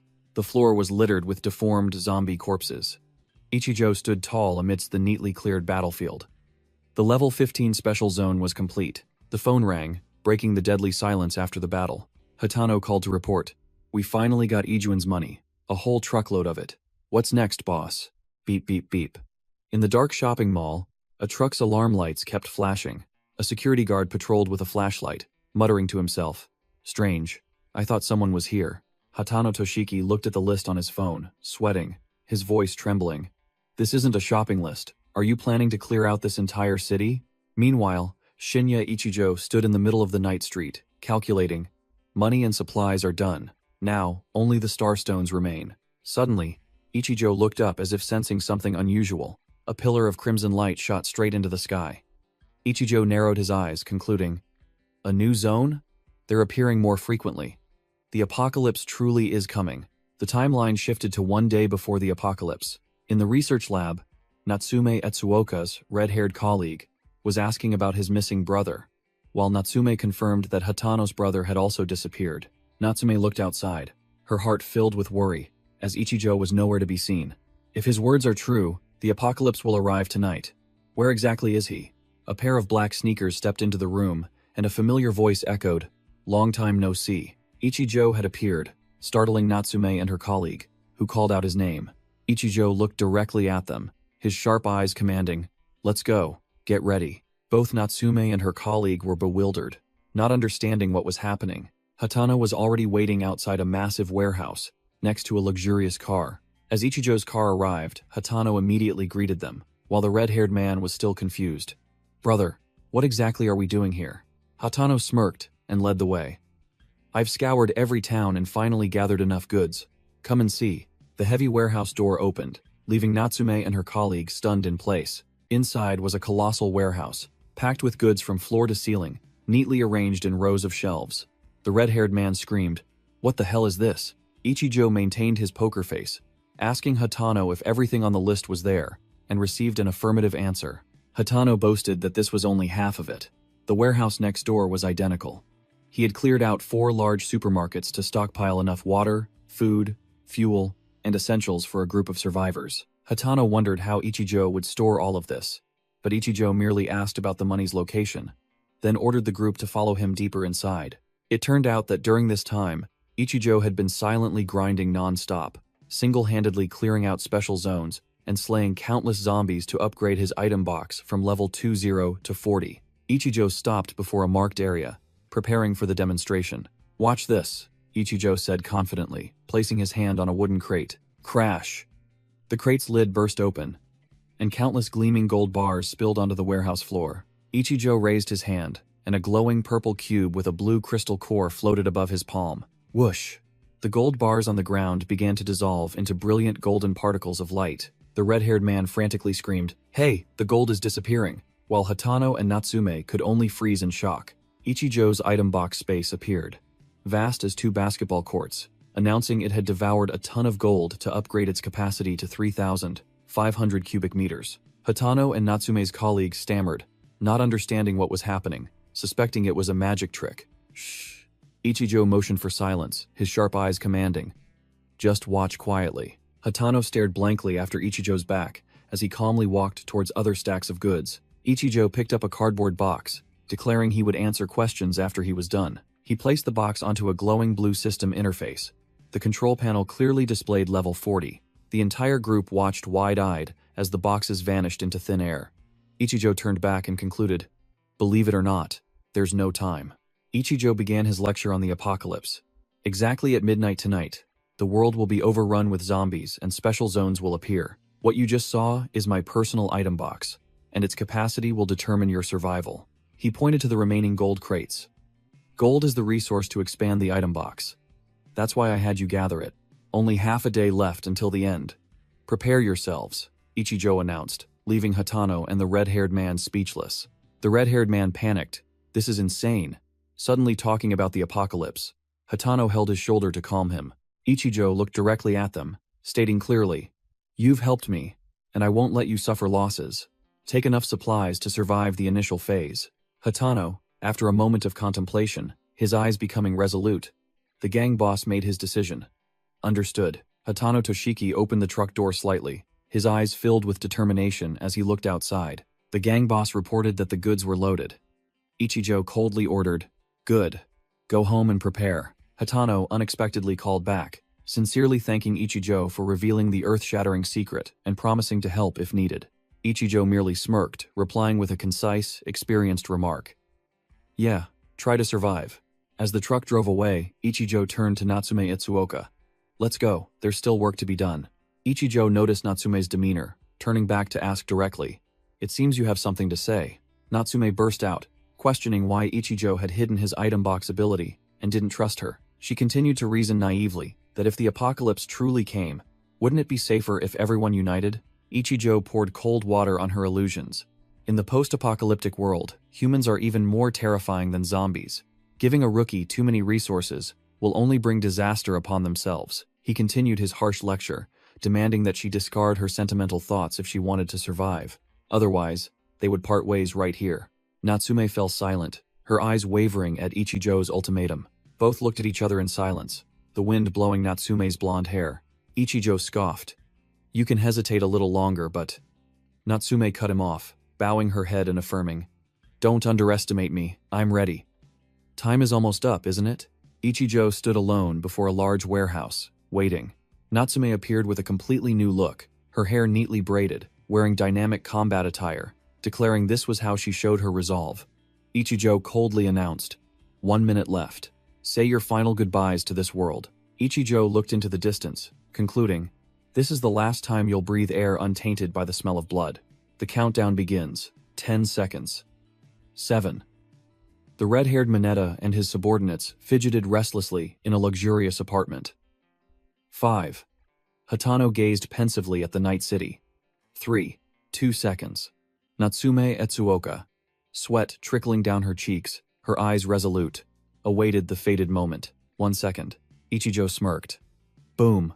Countless streaks of brilliant red light, like meteors, plunged towards the city, heralding the dawn of the apocalypse.